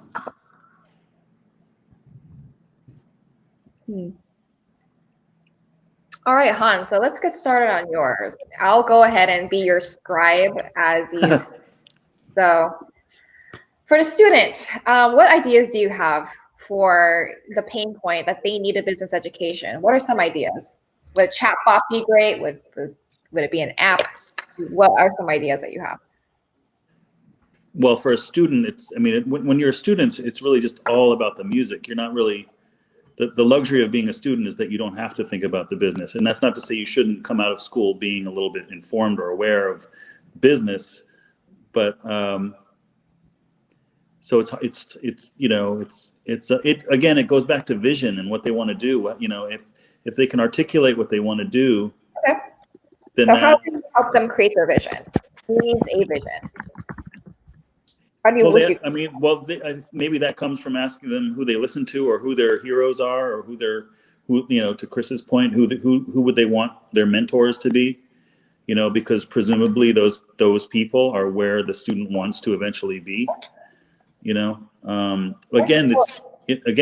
so much of what we do is reliant upon our drive and our passion.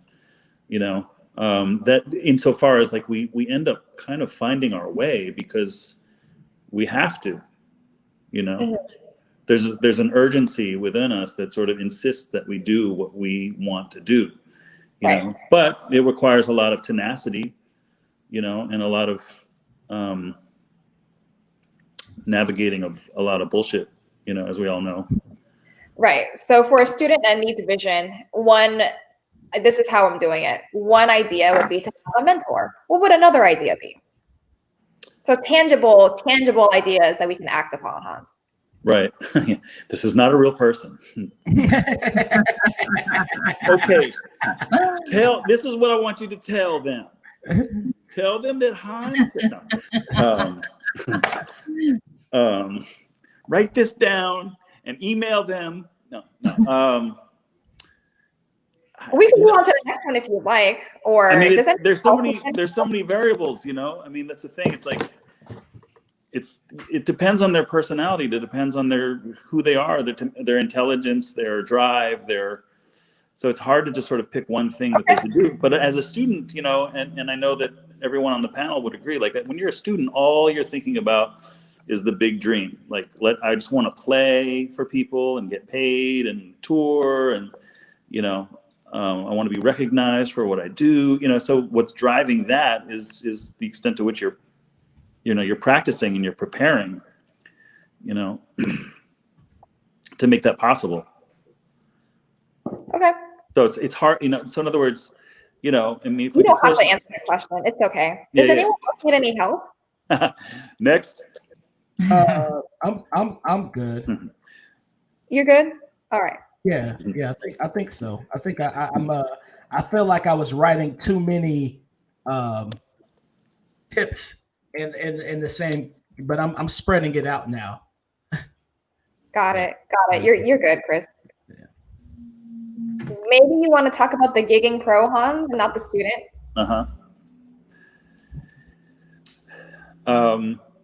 Well, again, it goes back to who is where you want to be and how did they get there, and obviously at the foundation of all that is their musical ability, what they can do, and whether or not they've been able to leverage that into demand. Do people want to hear you? And if so, why do they want to hear you?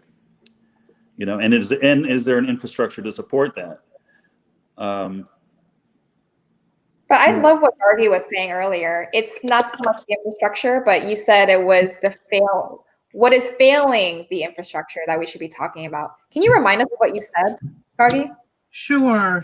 It's not that the musicians need to change what they do, but it's everything it's all the elements around musicians and their making of their music. So education, distribution, publishing, performance, touring networks, those have to change.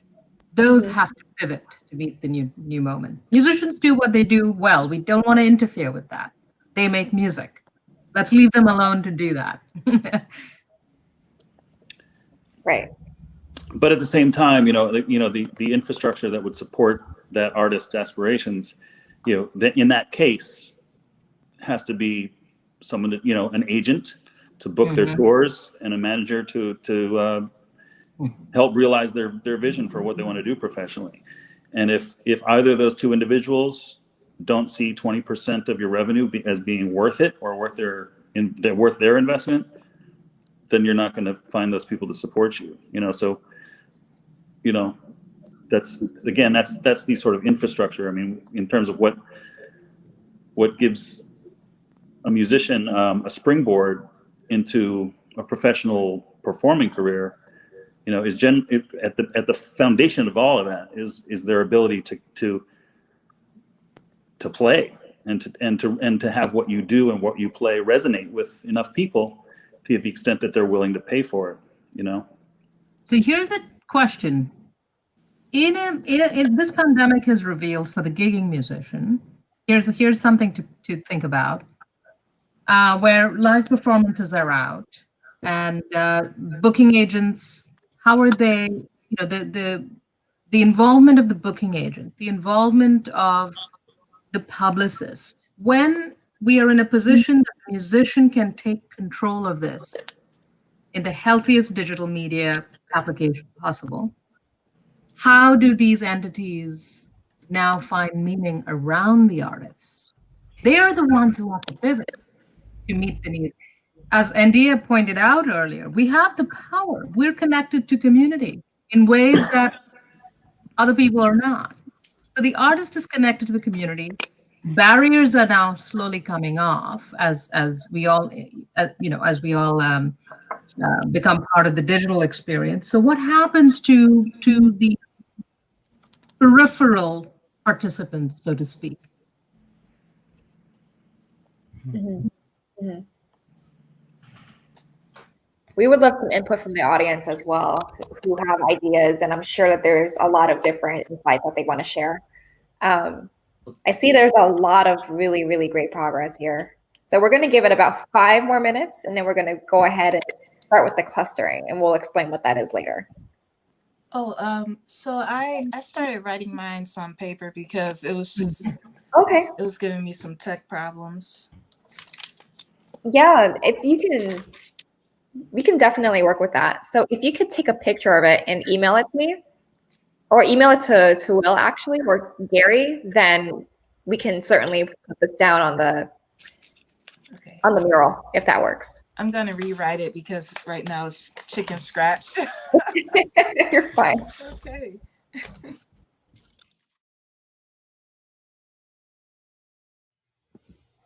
Hi everyone, and we are back. So we're going to go ahead and show you all the ideas that everyone came up with and the clustering that we did. And what clustering essentially is finding underlying patterns to the ideas that we all came up with. And so I'll share my screen again. Yep. Yes. Amazing. Can't make it out, but I can see it.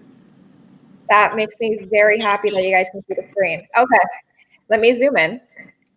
So I'm going to remind us of our old challenge question, which was, how might we create an infrastructure for musicians to thrive and empower one another?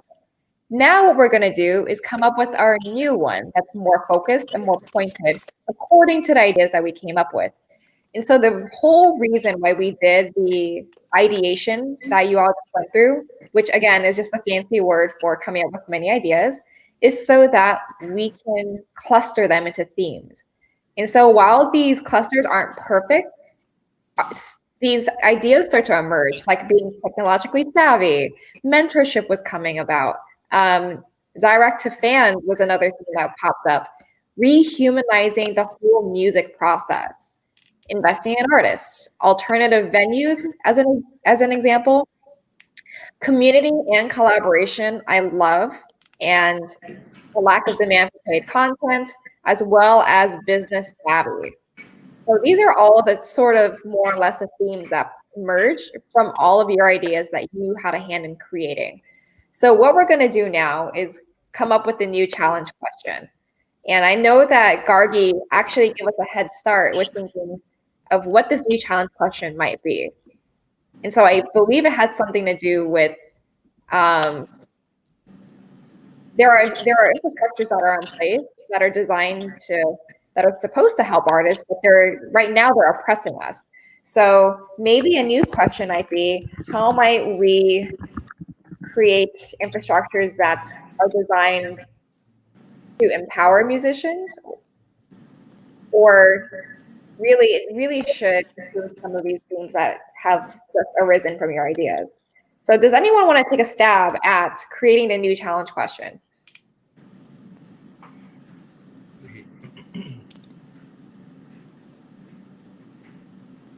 Does business savvy and technologically savvy have any place in there, do you think?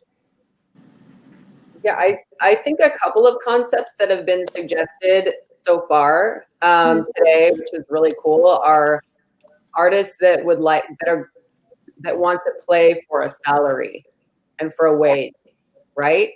And then there are artists who want to be independent and not codependent, and want to have more control over their product.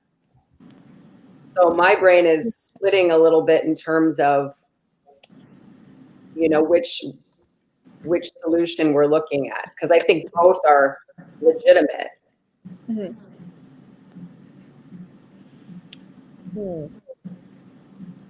I think what has to be defined is what the function of the infrastructure is, and how is the infrastructure then sustained. You know, I would say a good question is, how do we get everybody on the same page as far as what you need in order to be a functioning musician? Like, how, do we create like a chart, or or if there's a resource that everybody kind of looks at, but just, maybe not I don't want to say the curriculum, but just making sure that like in order to be in order to optimize your musical career, these are steps that you could take. Right. So any successful operation needs a system, right? So is this like one big system that umbrellas everybody, or are we offering options for different ways of doing things underneath that? Because again, as it's been pointed out, not everybody has the same aspirations about what they want to do with their music, right? Are we talking about wanting to just feed ourselves and pay rent right now? That's the thing is to make a living in music is so broad, Yeah. Hans, I see your point. You're essentially saying, well, what is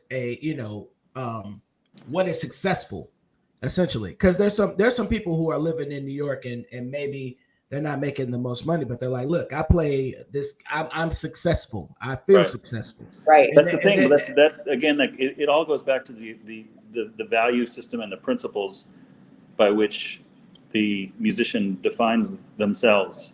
I mean, in other words, there's a difference between a working musician, somebody who's able to pay the bills and get by going from gig to gig. It could be a Broadway show, it could be a wedding, it could be a gig at the Blue Note, it just, whatever it takes, just go from gig to gig and collect after you're done.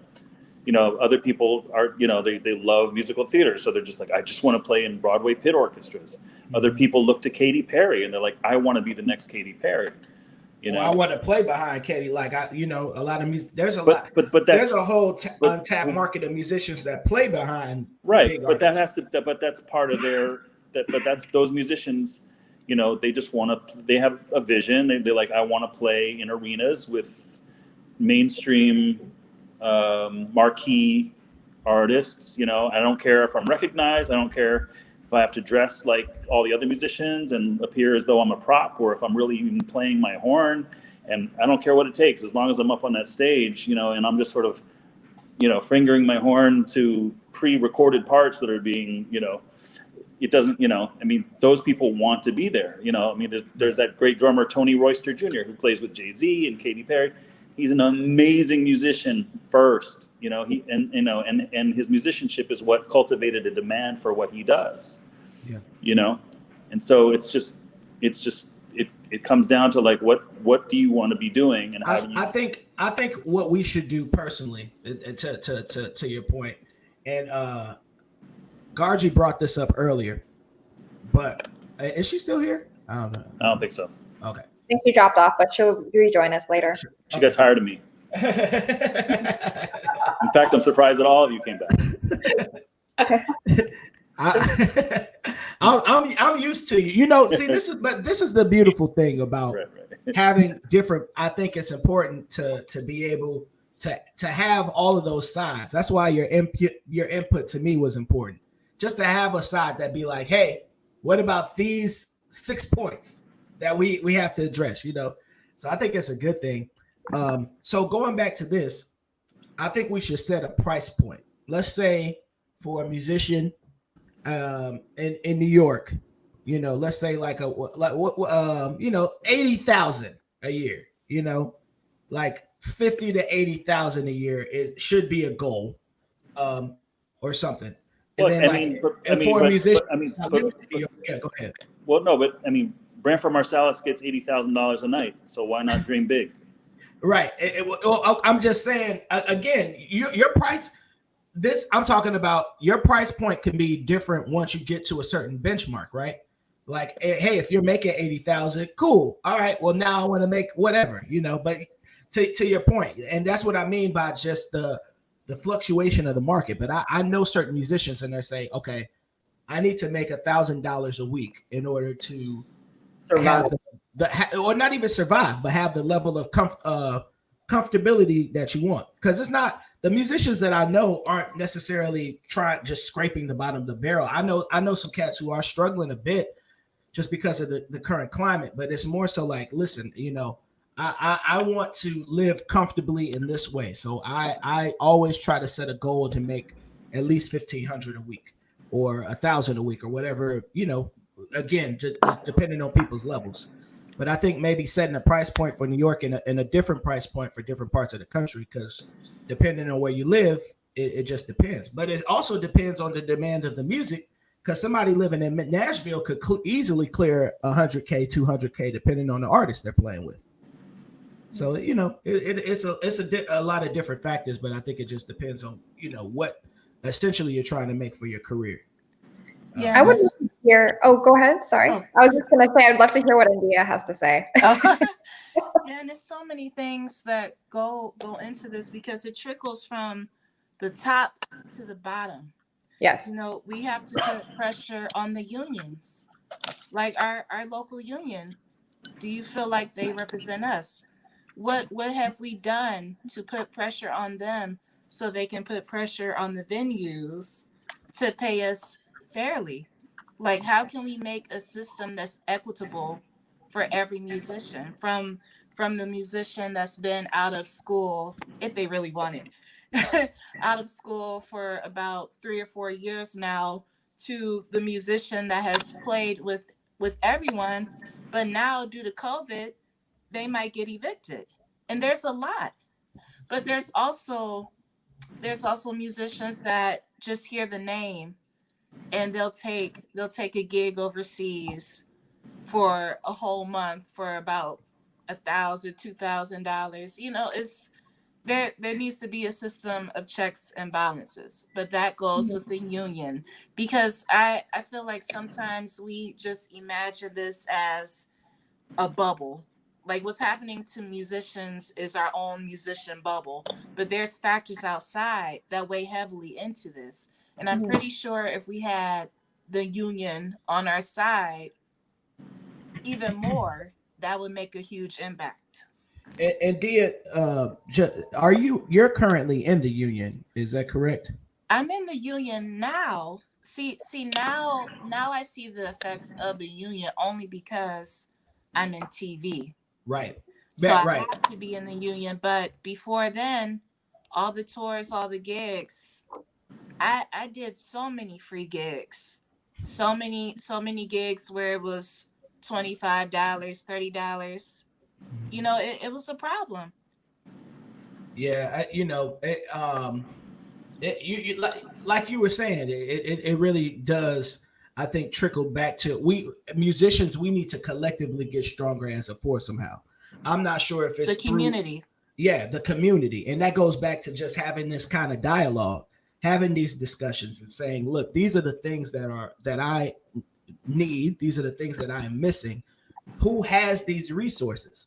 You know, if a cat is looking for a place to play, there could be some musicians that have houses big enough to have live streams. You know, so that was one of my points. It's like we have to find a way to be a stronger force collectively, and I think now is the time where we can really, you know, come together, talk about different things, collectively utilize all our resources, you know, for our individual goals to be easier to accomplish. Is my, you know. Bingo. And those things, once musicians have those things, they feel valued. The actual performances, whether it's live or from home, they'll be at a higher level. And that's just the reality of it. I mean, some are already at a high level, but it's for free. But I'm pretty sure that people will feel the will to continue. Yeah.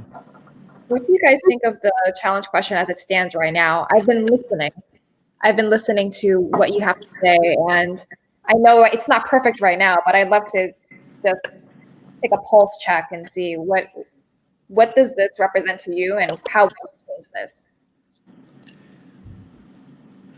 Well, you know, if you look at, sorry, Chris. Go ahead. I mean, if you look at classical music, you know, there's an infrastructure insofar as, you know, and that infrastructure, by the way, is falling to pieces. But insofar as, you know, you have symphony orchestras, you know, that are supported by donors and ticket buyers, and, you know, there's a demand for the orchestra, insofar as the musicians then can create a set of demands. In other words, there's a demand for this music, and the audiences are not going to get the music if we're collectively feeling underpaid, right? So, but there is no infrastructure. I mean, insofar as what we do in the jazz world, you know, that with the exception of maybe Jazz at Lincoln Center, you know, that has its own orchestra that are paid a salary every year, and so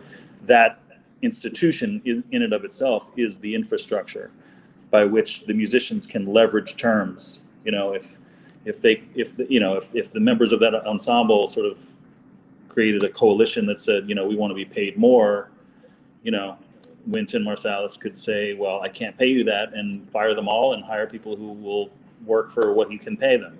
Or he may love those musicians so much to the extent that he goes to their board, you know, again, infrastructure, goes to their board of directors and says, look, the musicians feel underpaid. They need to get paid more money. And I think they deserve it because these are the guys that really help fulfill our vision or help bring our vision to life. You know, in which case, you know, the board may or may not approve those demands, you know, but again, it's or under the umbrella of an infrastructure, you know, but by and large, there is no, I mean, like, again, well, to Endea, you know, like in film and television, there is an infrastructure, and film and television is very much empowered by its unions, you know, but there's a lot of money to be made in those sectors, you know, so you're dealing with a different sort of value system, you know what I mean? Mm-hmm. So in other words, like the Blue Note, you know, let's say the Blue Note is, you know, maybe a place that, you know, I don't know. I mean, maybe they pay pretty well, but their infrastructure is food and beverage, right? So they might be able to pay the artists more money because they're making more money in food and beverage, right? So they're a restaurant. They're in the restaurant business, and they feature live music, right? Smalls is not. So Smalls doesn't have the revenue stream to be able to pay artists more money because they're not selling steaks and fries.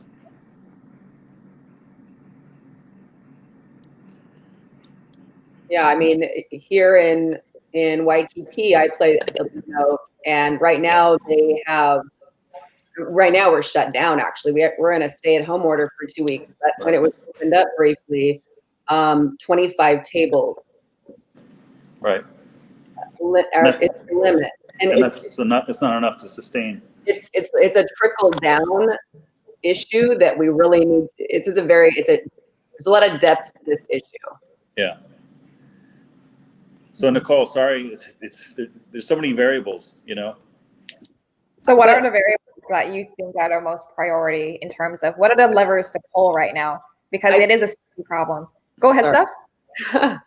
I think you're really onto something though, Nicole. And Chris keeps touching on this, that we need to come together. We are the source. And I'm going to keep saying that. Like, we need to find this. Musicians are the best resource. Everything that has happened during quarantine that has helped me benefit my career has been from utilizing the resources I have in the community. Yes. And we can do better. I mean, even with Endea, when playing the community thing, it's like, yo, Chris, who do you know that's in town that could play the gig? Because it's like she does, we can't think of everything. And we shouldn't have to. We shouldn't have to. It's too much. It's too much going on in the world to also be worried about everything that goes along with being a musician, So having the space to I think having the community and making things easier for ourselves is vital for our sustainability. And this is how it's always been. It's been a record of this, since the 20s and 30s, and the Great Depression. Music didn't stop. Right. That's a really good point right there. And I think the challenge for us is not to get into a mental state of scarcity, and we need to stay in a state of abundance, because we do have resources. We do have each other. And even I'm in a stay-at-home order, but I have one thing that we didn't have during the Great Depression, which is the internet, Yes. And Dale was saying, we can reach out anywhere in the globe. So I'm not limited to this island in the middle of the ocean, right? We don't have the limitations. The only limitation is right here. And because we are the creators, and we are some of the purest form of creators on the planet right now, we need to find the solutions. We just have to do things a little bit differently. Mm-hmm. Mm-hmm. Yeah, I think having a place where musicians would feel comfortable talking about a variety, having a place for questions again, and this goes back to Facebook. When COVID happened, there was a group that immediately popped up, COVID resources for people struggling or something, and it has like 11,000 members, and slowly, not a bunch, but slowly people have been asking other questions besides like COVID related stuff, Department of Labor related stuff. But 11,000 musicians are in this group. So imagine if we said, hey, what you guys think the price point of a club is going to be?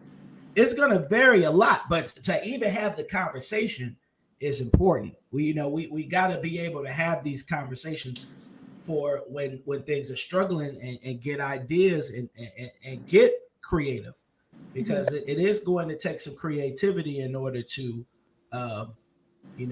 to gather income, but I mean, they're finding ways to teach virtually, which goes back to, I know we talked about how Zoom lessons are hard, but there's functional things on Zoom that you can do to make it easier. Like, because if you play into the mic on Zoom just regularly, it's not going to work, but you can actually go through and change the settings.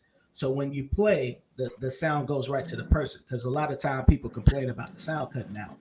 Mm-hmm. But just having the knowledge about those things are important. Being able to teach classes virtually, what some educators are doing, and some jazz people are doing, and or music people, and being able to record from home. Just having all of the hats so that you can. Something maybe could get income, or a multitude of things could get income. But what do you guys having all the information is important. Absolutely. So I'm oscillating between creating a sustainable system of resources and designing a community, but I think the bottom line here is there's some type of infrastructure or framework similar to almost a co-op model that there might be something there. Will, did you want to weigh in on that? Yeah. So what's really interesting is that there's been this huge surge of interest in cooperatives where rather than the business being something that is serving the interest of shareholders, the business is simply an organizing function there to serve its customers.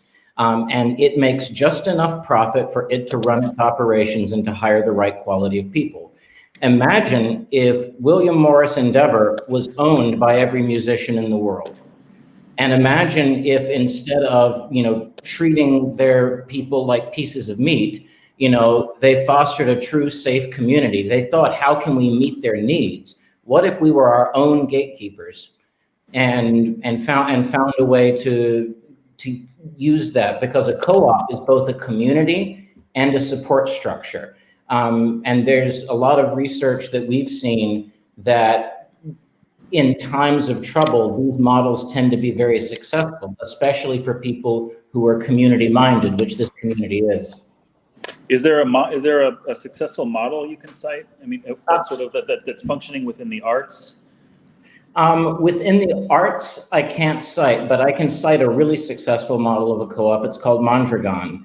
It's the 9th largest company in Spain. It was founded by a priest when there was nobody around to give jobs. So he just basically bought a factory and put people to work. And now they own a university, they own a factory, they own the whole town. They're in every business that you can think of. There's a 7-to-1 ratio of pay. Workers vote for their managers, and they're taken care of. If somebody gets fired, they are transferred to another division. If they can't be replaced, then they're put on pension. But there's a whole community that is built by this. And there's a lot of examples of them within the food system, but they all tend to be at a small scale. What do they produce? Mondragon, they produce a lot of things. So they produce large appliances, they produce software, they produce research. Like I said, they have their own university. It's pretty much endless. Right. So I think we're definitely getting to something here. What do you guys think of how might we design an equitable community of musicians to foster a support structure and beyond? Of course, this can be reframed, but what do you guys think of that stream of thought that Will just mentioned? I mean, it's an interesting model, but what you produce has to basically generate revenue streams to support the infrastructure of, Yep. So, in most cases, it would have to be unrelated, in other words, if the mission of this model is to support those who are a part of it, then they have to create revenue streams, from something. They have to produce something, and obviously there has to be a demand for what it is they're producing in order to be self-sustainable. Yeah. And that's harder to do with music because music is so it's so fractured, in terms of what, people are making records on their phones and tunes and, it's just like, to find common values with a certain group of people, I think would be hard because it's so splintered, Yeah, and something like the co-op model isn't for everybody, and we're not necessarily saying that's the solution. Right. But what we see with co-op models is that they don't necessarily fully replace, but they live alongside existing systems. Right. And so the conditions are such that that very well, if you have the right, first of all, you need enough artists who are already making enough and who are already doing good work to be a part of it. But it would be basically, they would take a lot of that off of the artist's plate, but on their behalf. Which is kind of what a union does, no? Yeah, the issue with the unions has been that, like back when, the reason I never joined the union was because if I had, I would have never gotten work. Because I can't take non-union gigs and no one wants to pay union scale. Right. And unions have been disempowered. So co-ops are kind of like the 21st century alternative to a union. A musician co-op, that could be a vibe. Mm-hmm. I like that thought a lot. And there's something that Endea said in the beginning of our call, which was, we have to educate what these benefits would be, but where are the resources, right? I would love to know what you think of this challenge question as it stands. This is the second version, by the way. There's no singular version here, so I'd love to know what you guys think, especially you, Endea. I think you have a lot of really great insight around education and support structures. Yeah, so I do like the question, but yeah, the resources would probably have to come from the musicians, mm-hmm. the top tier of musicians, meaning those that get salary and all of that, but we have to figure out a way to make like people want to buy mm-hmm. music, to make them not see it as a hobby. How do we do that? Right. How did it get to this point where it's being X'd from the schools? Mm-hmm. When did that start, and how do we come up with a solution to that? Mm-hmm. And I think everything will fall into place once that's done. That is a really great and excellent point. I love that. So I'm going to go back to the first question here, and it's really about this mindset shift that you just described. Sorry, Chris, you sound like you're going to say something. Oh, I'm sorry. No. I was just clearing my throat. My fault. I thought you were going to say something. That would be a first. Yeah, go ahead, Stef. I'm just laughing. So yeah, I think we might end up having 1, 2, or 3 different challenge questions here, but I would love for us to walk away with 3 of them, with one of them taking a stab at what Endea just said about really changing the mindset of how are we allowing people to see music as an essential fabric of our society rather than something that is just a hobby. That's a common fallacy among creatives and the arts in general, but especially for music, this is something that where it really requires the collaboration. It really requires this collaboration of people and artists and multi-generational artists that are paying it forward and extending their knowledge onto students. And so when we're thinking about the students and we're thinking about the gigging professional, they're continually learning from each other and they're challenging each other. And how do we create that community that allows them to do that?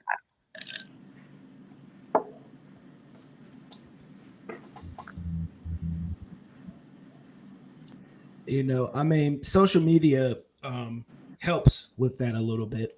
But I guess getting musicians, everybody has their own thoughts and opinions, and I'm sure if a group got too powerful, there would be a group to just be like, "Hey, what's going on over there? We don't like that." Well, I have a question for you, Chris. Yeah. So Chris and I were on the road together for about 7 weeks. We were pre-COVID. We were on tour from mid-January through mid-March, and a lot of, in addition to presenting performances for young audiences, we also go into a lot of band rooms and work with a lot of student jazz ensembles. And Christopher and our other saxophonist, a guy named Lucas Pino, will often say at the conclusion of our events, we're accessible to you. We're all on social media, and please, if you have any questions, please feel free to reach out and get in touch. So I have a question. How many of the folks, or how many people would you say reached out to you as a result of letting them know that they should or could? Like, did a lot more students start following you? Yeah, and reach out to you subsequently? Yeah, for sure. Especially after I made the initial post. Right. I remember when we were on tour in Fort Wayne, and I just made the post about the students, and a couple of students were already following me, and so right. like the rest of them followed me. Right. And a couple of kids have asked questions. Usually it's like, "Hey, Mr. McBride, I have this one random question," and then right. But I mean, yeah, people reach out definitely for sure. Yeah. And I guess it's because of the things that they've learned from me, right? Which is a thing. I think that goes back to Endea's point of like getting the top musicians to buy into whatever the co-op would look like, like getting the top musicians to buy in. And like I said, though, it's so much that each genre can learn so much from each other. It's really all intertwined and intermingled. I think some of the older musicians could learn a lot from the younger musicians. That not even the more successful ones, but like social media kind of gives us a glimpse. But having a community where we could really talk about some things, I think would be very, very. I mean, what comes to mind for me, Nicole, is with regard to like creating a community or getting a large contingent of musicians from all walks of life, is what the Grammy Foundation did. I mean, the Grammy Foundation established what's sort of an umbrella not-for-profit called Music Cares. So basically, there's a general understanding that most musicians at one time or another are broke and they can't afford health insurance, or they can't afford rent, or they might be going through some hardship, in which case they might need some help, or they might need an urgent operation or a medical procedure, or what have you.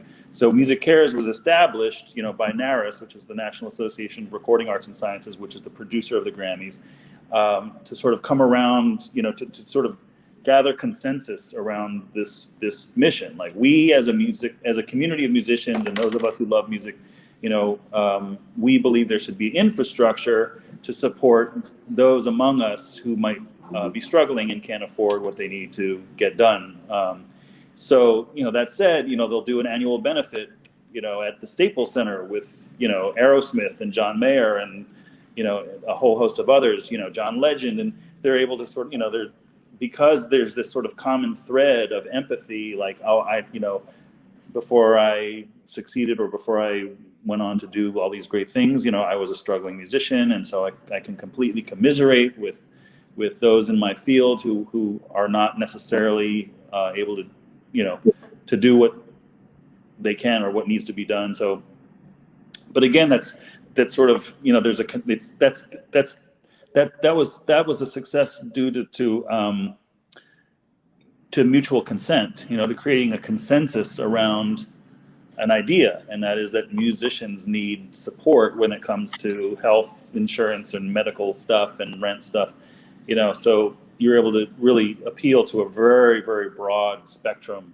of people in music, who are, able to either donate time and generate huge amounts of money through ticket sales, or write big checks, or, advocate on behalf of Music Cares or what have you. So, and also being driven by NARAS or operating under the umbrella of NARAS, they have the infrastructure to get the word out. They can communicate far and wide. They have a very, very wide network of people. So they're able to communicate with a pretty big megaphone, you know what I mean? And that's what individual musicians, don't necessarily have. None of us individually has, a really big megaphone. But when you get around, a mission or a need, then obviously the NARAS model, or they should say the Music Cares model, is one that I think speaks to the degree to which that could succeed, Yeah, that's a really, really great analog. And Will, what did you think about that mindset shift, specifically what we were talking about earlier? I'll speak to that in 2 seconds, but I just want to address what you were saying, Hans, which is that that sounds like a very interesting partner, and that may need some gasoline on its fire and to rethink how it's doing its work. That might be the grain of sand that a pearl can form around. But there's a very interesting story about an experiment that was done at MIT. So they basically released a bunch of weather balloons all around the country, and they said, I'm going to give $40,000 to the first team of people that finds this. The team of people that found it first, and they were all over the country, by the way, found it in 7 hours.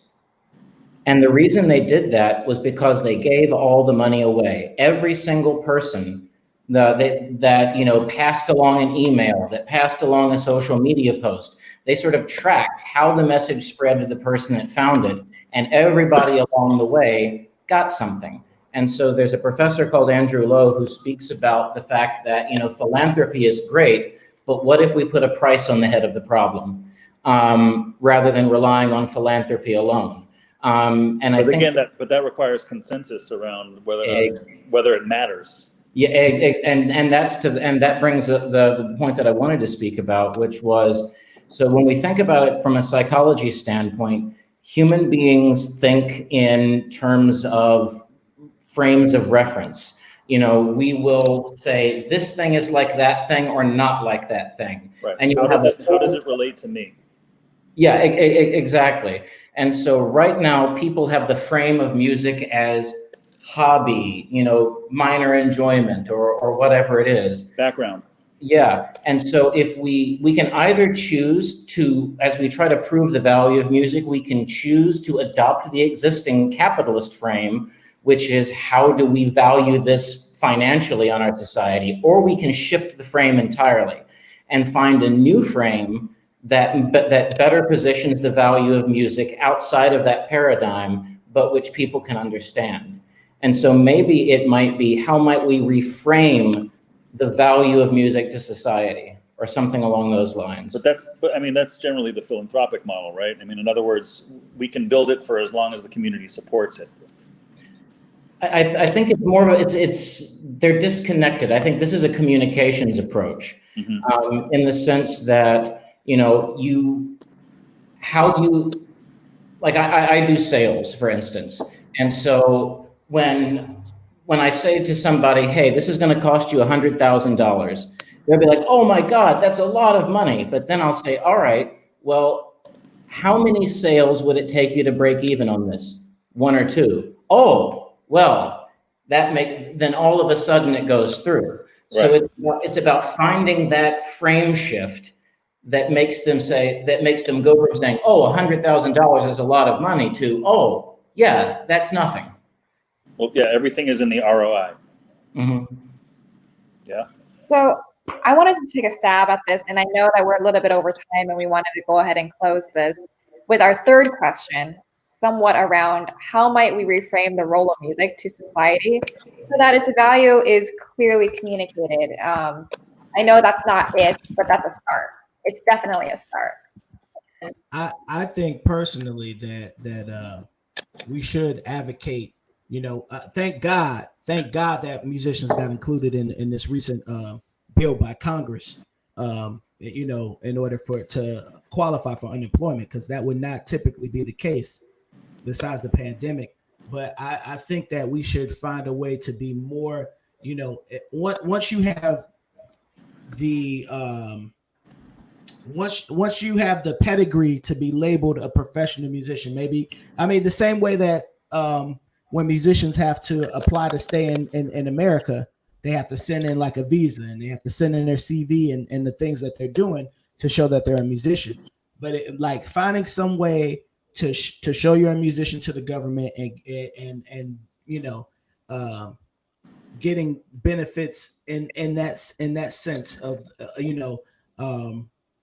not governmentally contracted, but having like healthcare, having the essential things that one would need to live. Finding a way to appeal to Congress to make something like that happen, I think would be really cool. Yeah, personally. absolutely. So I want to go ahead and thank everyone so much for all of your time. We've had such a great discussion. We've uncovered a lot, and we've uncovered a lot of hidden gems, to kind of pun intended there with Chris's podcast. By the way, if you haven't listened to any of Chris's live stream podcasts on Instagram, follow Hidden Gems. They're really, really great. And also, I follow the community cookout as well that Endea has started and has done a couple of them already. And thank you again for what you do. And please follow Stay Gold, absolutely, with that, which is a nonprofit that Stef Mariani has created and helps artists and their families pay for their rent and other resources that they may need. And also, please follow Jazz Reach, which Hans is the founder and executive artistic director of. And so we thank each and every one of you again for all of your time. What we're going to do now, because I know you're probably at the edge of your seat thinking, what's next?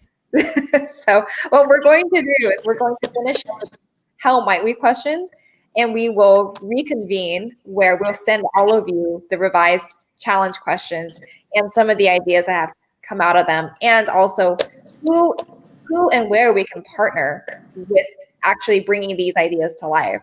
So again, thank you so much for your time and for everything that you do. And we hope you have a great rest of your day. Thanks so much. Thank you, Thank you, Nicole. guys. Thank Take you. care, everybody. Bye, everybody. Bye, everyone.